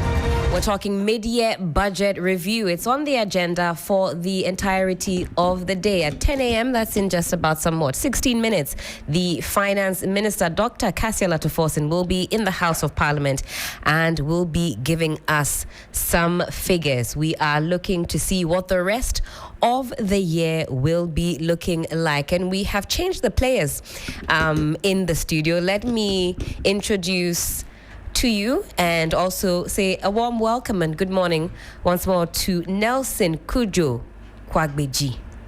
He is a finance and tax expert, head of finance at Merban Capital Limited. Nelson, good to see you. Good morning. Good morning, and thanks for having me.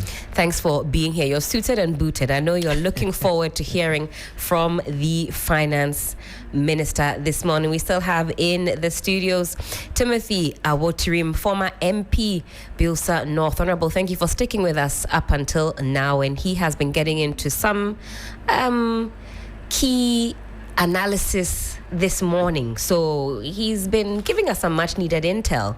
And I think he has some more forecasts for us this morning. Also in the studios, I haven't seen him this year. I'm wishing him Happy New Year at the same time. I've got in the studio Samson Awingobit, executive. Oh, let me introduce you. Oh, you wanted to do that for me. Executive Secretary of the Importers and Exporters Association. Good to see you. I take the good morning, but I did not take the Happy New Year. Okay. We are in a half year. Sure. And if you haven't given me a Happy New Year, then forever remain kept it to yourself. Listeners, the truth of the matter is that Helen will always see you and remember you. When you are away, she doesn't remember you. They say out of sight, out of mind. So it is right. Rectified today. Today you are here. We look forward to hearing your thoughts. I have the financial expert to be a witness. I have my former member of parliament who was in the house. That is a house of record. To be a witness. I have Beatrice, a very strong lady, very confident lady, to be a witness. I hope I won't come back here and you will say that next 2025, 2026, they will tell me that I have you again. You say Happy New Year again. Noted. Duly noted. But you are looking well. It looks like 2025 is treating you superbly, I must say. For those who have been following me, those who see me in programs, and this is how I always look on point. It is part of institutional requirement. You can't be representing an institution like the Import and Export Association and dress in record. You have to look on point. Oh, you certainly look the part this morning. It's part of the branding of the organization. Still a leader of the PNC, of course. I know today we're talking money, but I do have to add that as well. How's the PNC doing? Very well. I'm the NASA chairman. You know that in 2024 elections, the EC disqualified my presidential candidate, and as a national chairman, we need to take a bold decision. If you're a leader, sometimes you have to think ahead, take decisions that will have a future interest of the larger society. And so at that time, we realized that no, Ghana didn't want the New Patriotic Party to come back again. 8 years was enough, sufficient. Whatever they wanted to do, they have done it. Whatever ideas, we think that they have exhausted in 8 years. And so there was not like fresh ideas. So we needed to bring new people with new, fresh ideas. And I can say authoritatively that PNC never regretted for taking the decision to support the NDC and John Dramani Mahama, because all of us and Ghanaians have seen the reflection. I'm happy the finance guy is here. We saw what has happened since the medium budget talk date. There have been very good reports all over across the sectors. We go to the port, of course. Where I sit is the port. So besides the PNC as national chairman, I'm the executive secretary for the Importers and Exporters Association of Ghana. That's right. And our heartbeat is always when there was a rate of 16 cedis to $1. Sure. Custom were using 16 cedis calculating duty. Sure. 15 cedis to $1 calculating duty. 14 cedis to $1 calculating duty. When John Dramani Mahama came and they brought it to 10.3, people who were clearing Uber, you know the Uber car, Toyota Vic. And at that time, you remember when Toyota Vic came to the system, it was costing, the market cost was like 25,000, you can buy one. But it came to a time that we were using 14 cedis in calculated duty, that you have to pay a duty of 80,000 or 70,000 or 60,000 to clear that car. So that car, if you are not having 150,000 to 200,000, you cannot get it. It's Honda CVR, you know, ladies like Honda CVR. My sister is here. You know, ladies, you like Honda CVR, the one that is very big, no? It used to cost like 150,000 in the market, but because the rate went as far as 16 and 14 and 15, Honda CVR became a cost hovering 400,000 before you can get it. And so it was because if you bring it, you will pay almost 1 point something or 200,000 to clear it at the port. Today, that's all those things there has been drastic reduction, and people who clear cars from the month of March, April, May, June will tell you that indeed, as compared to January, December 2024, November 2024, September, August 2024, they will tell you a lot of people even left their cars in the port. Certainly. We'll be getting into the nitty-gritty, but let me also say good morning to Beatrice Edu. She's in the studio, and she's going to be doing this with me. In fact, we're going to be here all throughout the day. Beatrice, are you looking forward to that? We're talking money matters, and when it comes to money matters, we are all involved. We are all interested. And you want to pay critical attention. Because it might affect your pocket. In fact, it's affecting our pockets, and so far we've laid the foundation, taking you back down memory lane as to what the projections looked like as of March of this year. So again, if you're following us on Facebook, you can look at we're talking about the upside of the cedi appreciation effect. We've had a look at some of the figures. Impressively, inflation has declined. This is taking you down to last year's figures. But if I bring you up to speed, at the top of the year, inflation stood at some 23.5 or 0.6%. As of June, we're looking at 13.7%. The experts say that we could potentially be looking at single digits to end the year. Samson has given us some breakdown, at least in his expertise, what it looks like at the ports. You recall that at January this year, at the start of the year, we're looking at an average of some 15.3 cedis to $1. Now we can squarely put that average at some 10 cedis, 31 pesos. And if you listen to what Samson said, what a difference that makes. We're feeling some of that. A lot of savings. A lot of savings being made just in that regard alone. You think about what impact that even has on our debts. I mean, it's not something that you can ignore. You didn't bring in fuel as well. I think you should have brought in fuel as well. Most certainly. Into the microphone for me, please. I think it's twisted. Yes. You should have bring in fuel as well, because if we are discussing this issue, we should also look where we picked fuel, where the new government picked fuel from, and where fuel has been brought. That has also brought a good savings for the country. In fact, fantastic segue, because I do want to direct my first question to Nelson. And as we look forward to listening to what the finance minister has to say, one issue that has been very topical, or one tax handle that has been very topical, is this 1 Ghana cedi fuel levy.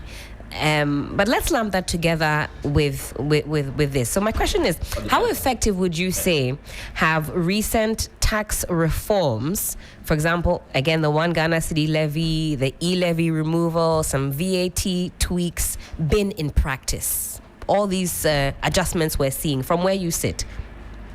All right, thank you very much. Good morning once again. I think that tax revenue is the lifeblood of every economy. No country can develop without tax revenue. And as much as possible, government must still tax, persons within the jurisdiction of the economy to raise the needed revenue. And one of the issues that has bedeviled this country for so long a time has to do with inadequate domestic revenue mobilization. And so you realize that every year in, year out, we come out with a budget, we make projections for the budget in terms of revenue. However, due to structural issues and defects in the system, we are not able to raise the needed tax revenue. Now, in order to raise tax revenue, it is not just sufficient to be increasing taxes every now and then.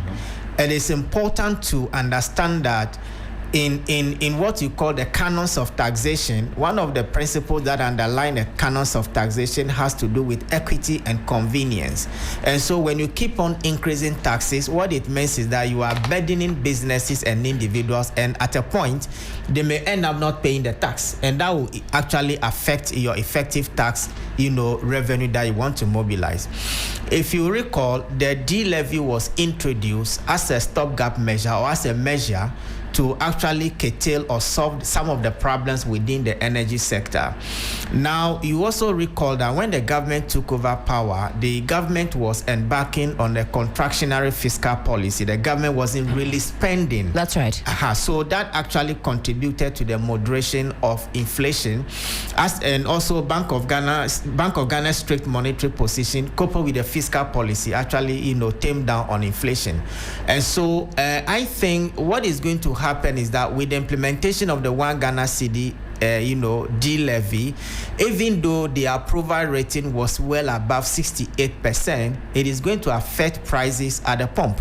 It is going to affect prices in the market. It is going to affect prices wherever you go, and that may, in one way or the other, engender some inflationary pressures. However, the good thing is that the government's end-of-year inflationary target is 11.9%. Currently, we are doing 13.7%, which means that we have some few percentage points to actually hit end-of-year, target. I actually projected us having a single digit by end of September this year, because if you look at the difference between 13.7 and 11.9 in December, 6 months to go, the difference is just small. If not, had it not been the introduction of the D-levy, I'm sure, because prices generally are coming down. I mean, Guta and the rest, they've asked their members to tame down on their prices. But the D-levy is going to engender some moderate inflationary pressures. Wow. And so the rate at which inflation is moderating, I don't expect us to have such a huge percentage gap end of July as a result of the implementation of the E-levy. The impact on government revenue is that, yes, government is going to raise enough revenue from this one D-levy policy. However, my concern has always been the money must be used for the purpose for which it was intended. I mean, you don't take a money like a fund like or a tax revenue like D-levy and use it to be paying salaries, which means that the structural defect within the energy sector will continue to be there. And so to the extent that we use the D-levy for the intended purpose, I think that the problem that we may not solve the problem entirely with the D-levy. The reason being that even if you look at the 2025 budget, government intended to raise 224.9 billion Ghana cedis. Indeed. Out of that, about 64 billion Ghana cedis will be used in debt servicing alone. You get it? You are raising a revenue of 100 cedis, and we are using about 40 Ghana cedis to pay your interest. That is not sustainable. But having said that, it is also not an avenue for the government to introduce new taxes. So when a levy or a tax is introduced for a specific purpose, we expect that to show up the government's revenue.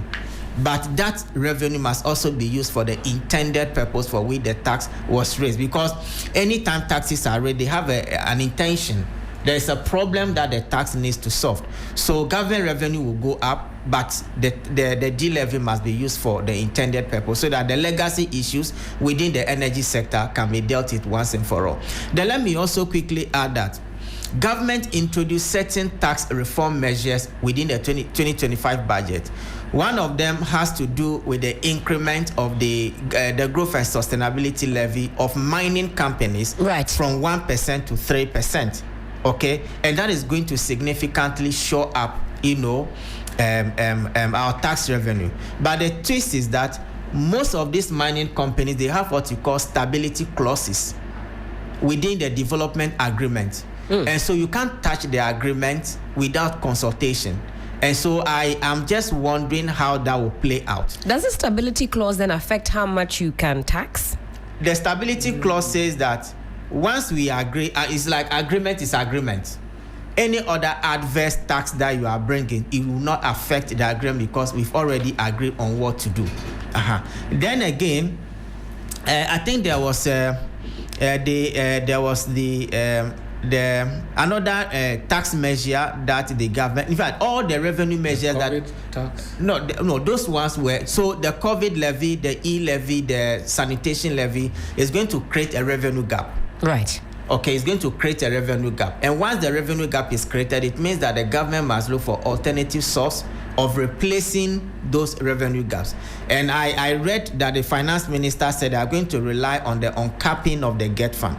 Now, when you look at a budget is just revenue, expenditure, deficit, or surplus. When you get surplus, good news. When you get deficit, you need to go and look for money to finance the deficit. This year alone, we intend having a deficit on commitment basis of 43.8 billion Ghana cedis. It means that we need to go and look for money to actually finance that deficit. But the good thing is that this government has been very efficient and prudent in terms of fiscal management, in terms of expenditure management. We have about 56 ministers as against 124 ministers. I mean, they were all drawing from the consolidated fund. The government has given a firm commitment that DSTV subscriptions will not be paid. That's right. Fuel allowances will not be paid, and all other, subsidiary little expenses will not be paid. That savings will amount to about 121 million Ghana cedis every year. So once we are cutting down on expenditure, you don't necessarily have to introduce any new tax because the expenditure cut will actually compensate for the shortfall in revenue. So I think the D-levy, for me, the approval rating was more than 68%. And you also realize that this government is enjoying some sort of goodwill, most especially within the business community. And so in order to seal and consolidate the confidence that Ghanaians have in the government, the intended purpose of the D-levy must be used to solve the legacy debt and structural deformities within the energy sector. There have been some conversations this morning about broadening the tax base. And from where you sit, is it really a case of broadening that net, or the prudence needed with what we already have? How do we juxtapose the two? Because certainly I'm sure that government would love to rake in more simply by broadening the tax net.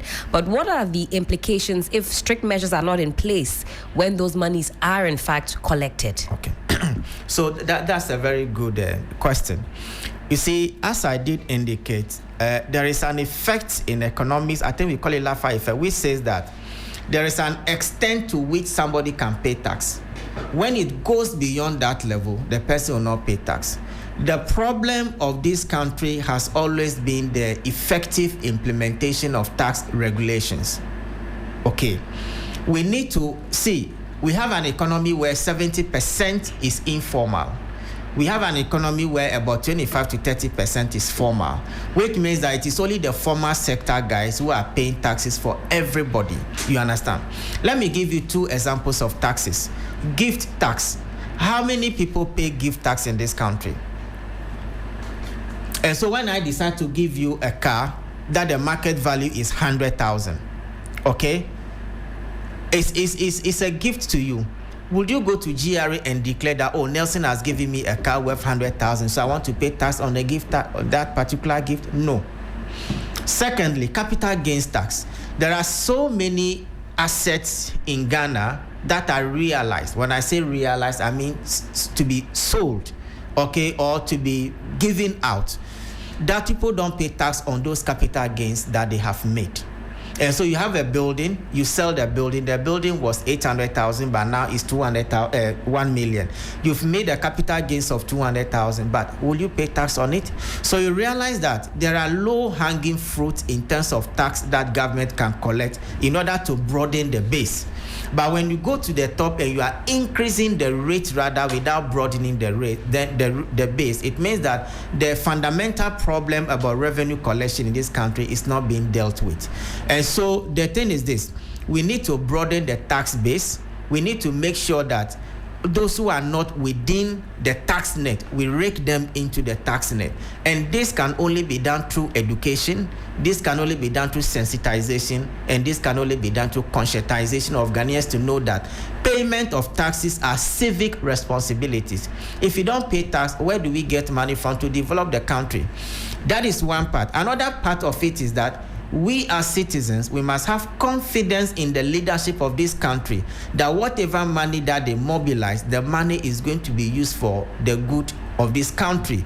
We don't expect a situation where tax revenue will be used for personal, gains. We've seen it in the past. I mean, it was all over the place. That there was so much wastage in the system to the extent that, I mean, you wonder if really people have conscience, especially when projects are abandoned. I remember some time ago, I went to, Bono region. There was this factory started by Kwame Nkrumah. I learned they used to manufacture car tire. When I was shocked. What did you see? The place was abandoned, just like the E-blocks and, the previous government, project. Meanwhile, it was tax revenue that was sunk into those projects.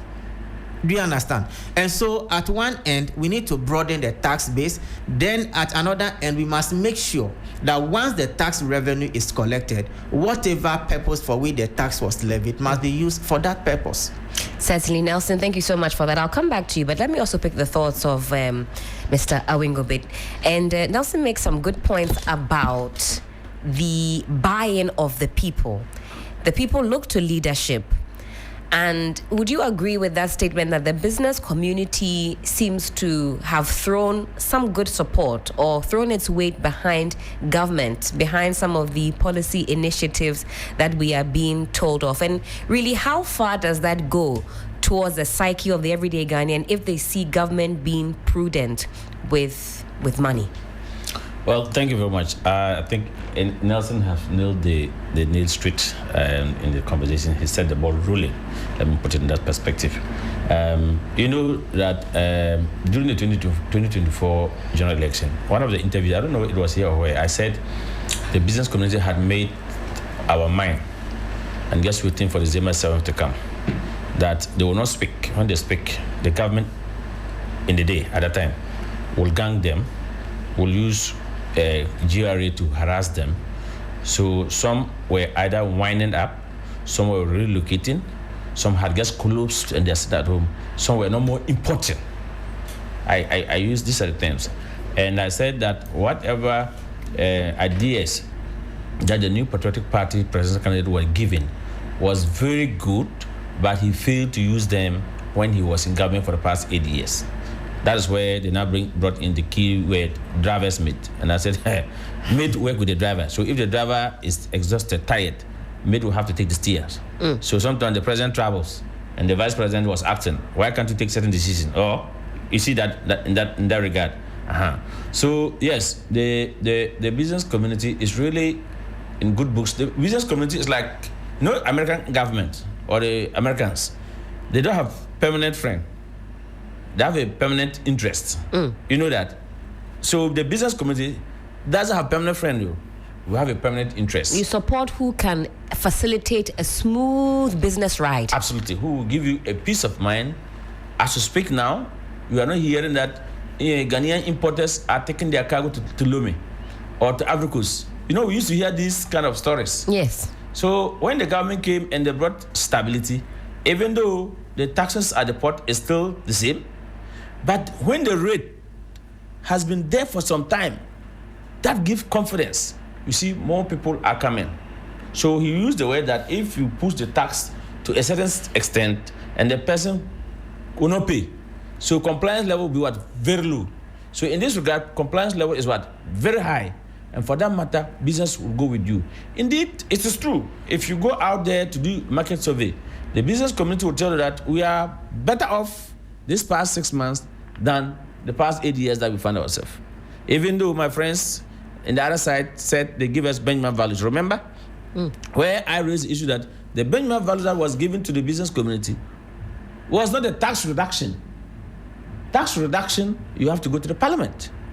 So you saw that they just announced what we're doing per our transactions. WTO, when I say WTO, I'm talking about technical terms, World Trade Organization, says that every country, customs, should accept a business owner transactional values.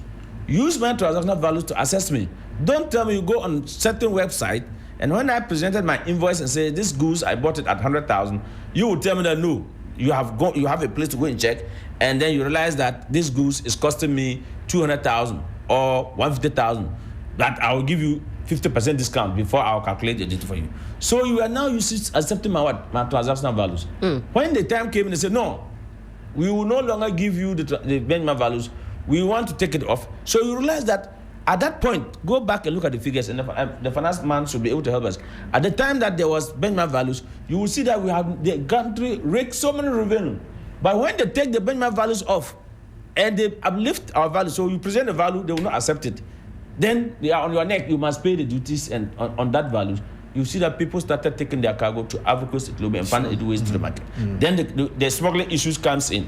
So yes, when the government behave that way, the business community are very intelligent people. They will be quiet, but they will be doing business that the masses who will take through unapproved route will find a market in Kumasi. And every business person who import or who bring in cargo to this country, your next market, your biggest market is Ashanti region. So when you go there, you will see a lot of people who do genuine business and a lot of people who do smuggling, because when the thing come tough, they will start to smuggle. And there are so many routes that they can bring goods without passing through the approved route. So yes, business people, as you speak now, and it's not easy to smuggle. When you smuggle, somebody 2 packet is getting full. That's right. So, but when the compliance is low and everybody is complying, everybody will come through the port, and the government will make the needed revenue. That is what this government did. Again, not that when the government came, they have abolished COVID levy in the port, no. Or they have abolished the special import levy 2% that we used to ask, no. Or they have given us the flat rate as Baume was proposing that when he came, he will give us a flat rate at the port. They didn't give us anything. President Mahama, rationalization of the tax hasn't happened yet. Maybe if it will happen, it's going to happen in this mid-year budget review that the finance minister will be coming to parliament today. So these are some of the things. So the magic thing was inflation rate, escrow rate, and interest rate at the bank. I'm told that interest rate, this mid-year budget will push interest rate, let's say 13. I don't know. If that is what will happen, then it's going to be good news for the business, because borrowing at the rate of 40% in the previous government wasn't good. He talked about fuel, the D-levy. That he talked about, the 1 cedi levy that they are asking from the energy. I don't know why the name is D-levy. I don't know if that's what Parliament actually used. Did they use D-levy? No. I mean, this tax handle already exists. This is not even a new tax handle. Our friends use the word D-levy. But let me say something. Let me say, without any provocation. And I know they would say, because you have taken your part to go and support NDC, that's why you are speaking like you are NDC man. No, I'm not an NDC man. I speak my mind. And that's what, since Jamamat first government, that was how I am. When Okufori came 2 ADS, that has been how I am. The truth of the matter is that paying 1 cedi and still getting fuel per 1 liter lower than 20 cedis or lower than 16 cedis, which one is better? We are paying 16 cedis here per liter. We are paying 20 cedis at a go per liter. We didn't these people were complaining. They never mind. They never look at anything. And there's all of them, including the 80 members of parliament in parliament there. 80? No, there are 87. There are 87 members of parliament in parliament there. They can even be 100. They still haven't done anything. That they were enjoying coupons. They were enjoying. Honorable Afema Kenyans people, they were enjoying coupons. Today, President Mahama said that no coupon.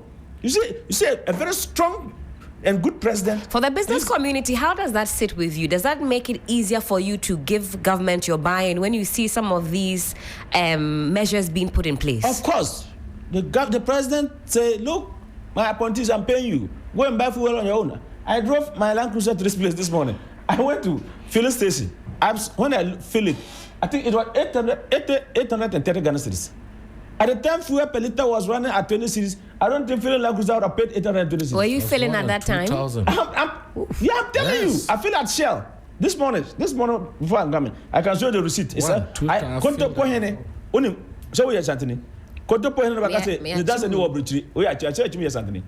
we know your accounts for.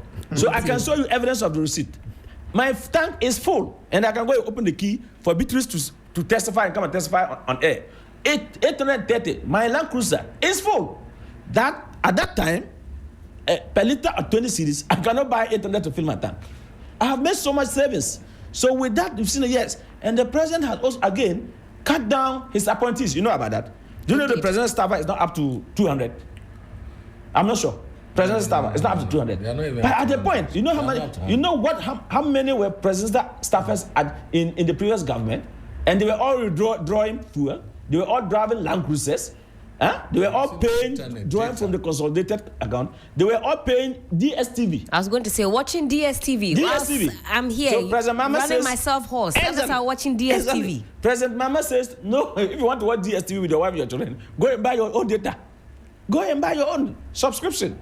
So fuel coupon is gone. Subscription to DSTV is gone. Presidential staff has reduced drastically. The vice president office and the previous vice president, you can ask him how many was his own staffers. This vice president staffer is not up to 50. I'm not sure if they're up to 35. No. I am not. On the 30, they are not. You can call Alex Segofia and ask. We'll check and corroborate. No, it is true. It's factual. These are factual. You understand? They can't hide because the list will definitely go to Parliament. Yeah. Indeed. You know, they always send the list to Parliament. We'll see and we'll compare and contrast.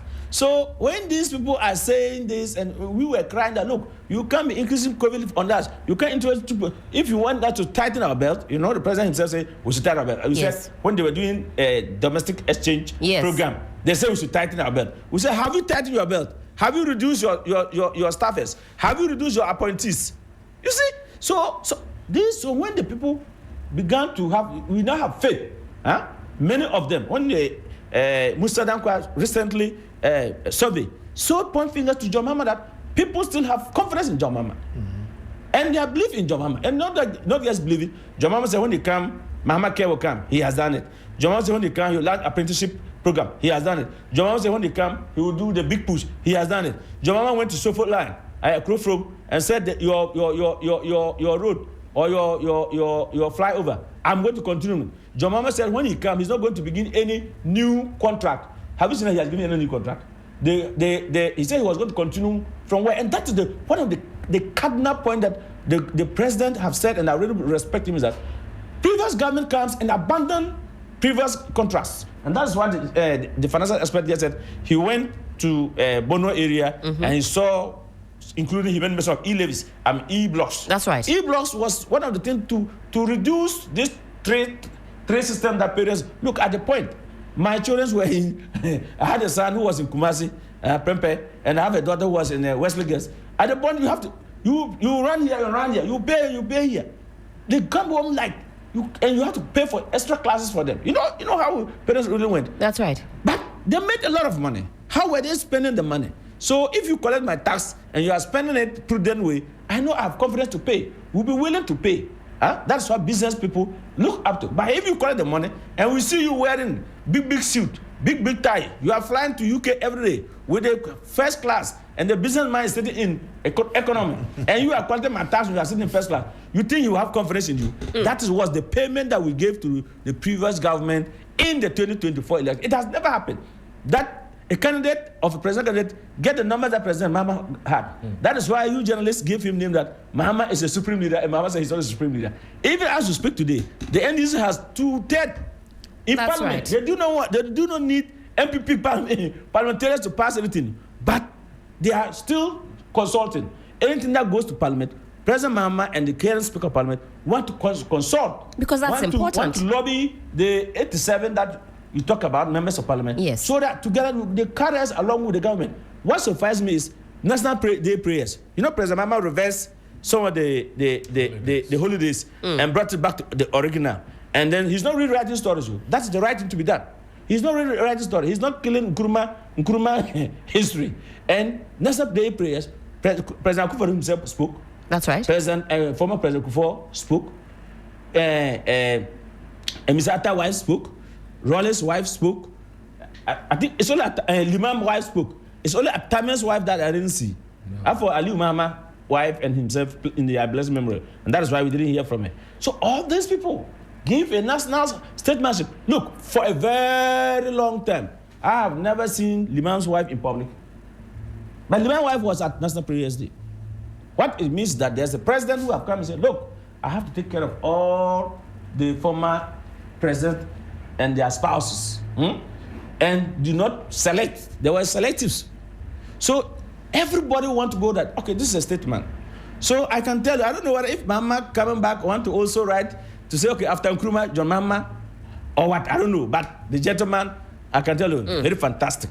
Thank you for that, and thank you for your initial thoughts. I do want to come to Honorable, but let me pause for a very quick break because I wanted to pick your thoughts on some things that I'd heard on we've all heard on the floor. But sorry, he said something that I just want to chip in.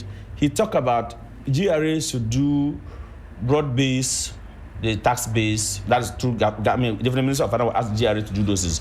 And he talked about sensitization. Let me say that my heart bleeds when government comes and always silent, not just silent, overlooked the NCCE.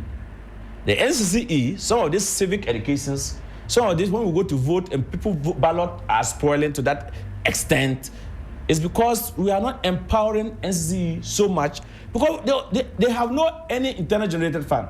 NCCE doesn't. If you take the tax handles that we pass for some institutions like where I sit in Port, we have FDA, they have fees and charges at the port. You have Standards Authority, they have fees and charges at the port. You have EPA, they get fees and charges at the port. You have Energy Commission, they have fees and charges at the port. You have Veterinary Service, they have fees and charges at the port. You have Plant Quarantine Division, they get fees and charges at the port. All is milking the importer to run their own internal staff recruitment. That the IGF. District Assembly sometimes have internal generated fund. But for NCC, they do not have any internal generated fund. In fact, it's a so big the conversation. main budget is what is supposed to allocate. And every budget, they are allotted, you see their figure there. But go and ask them, how much have they assessed so far? In fact, whenever we have engagement with them, they tell you we're relying on donor funds to actually do that work. But it's something we can share but we for have a national later. budget that's supposed to cater for them. In fact, That's always a figure. It's honorable that it's one thing to allocate. Yeah, it's another thing to disburse. No, but once it has been approved by Parliament, that's why I think Parliament should have another oversight responsibility to fund it from the finance minister. They should have by law. Why you haven't allocated? We have approved this budget. Why haven't you given this line item to this institution to do their mandatory work? Let's all take a sip of water. We'll go on a very quick break. When we come back, there is more. Okay, I know I see Nelson pointing at his watch. Bear with us. In due course, we'll be wrapping up this particular conversation. Of course, we're looking forward to hearing from the Finance Minister on the floor of Parliament this morning. We're talking mid-year budget review. This is still 3FM Sunrise on 3FM 92.7. Hello, Ghana. It's a new year and Bills Microcredit is here to support your dreams. If you're not working but want to start a business, don't let money stop you. With just your Ghana card, you can get a loan to turn your ideas into reality. Already running a business? Need more capital? Or are you a salary worker looking for extra funds? Bills offers fast and easy loans with no collateral, no deposit, and no SUSI savings required. Wherever you are, whatever you need, Bills makes it happen. Call Bills Microcredit today. Call 0596 920 833 or 0302 200 390 and get started. Bills is licensed and regulated by the Bank of Ghana. Bills, financing your needs. Terms and conditions apply. Midi, affordable cooking oil is everything to me and my family. Sure, when I discovered that Frytol sachets come in different sizes, are affordable, and can be used to refill my original Frytol bottles, I switched fast from these Bubi Mame oils for the frying of my buffroots and for cooking all my favorite meals. Switch to Frytol sachets, your trusted and convenient cooking oil for all your Frytol bottle refills. You deserve a life of goodness. This advert is FDA approved. Looking for the ultimate fun experience for your party, school event, health walks, or corporate hangout? Look no further than Games on Wheels Ghana. We bring the game to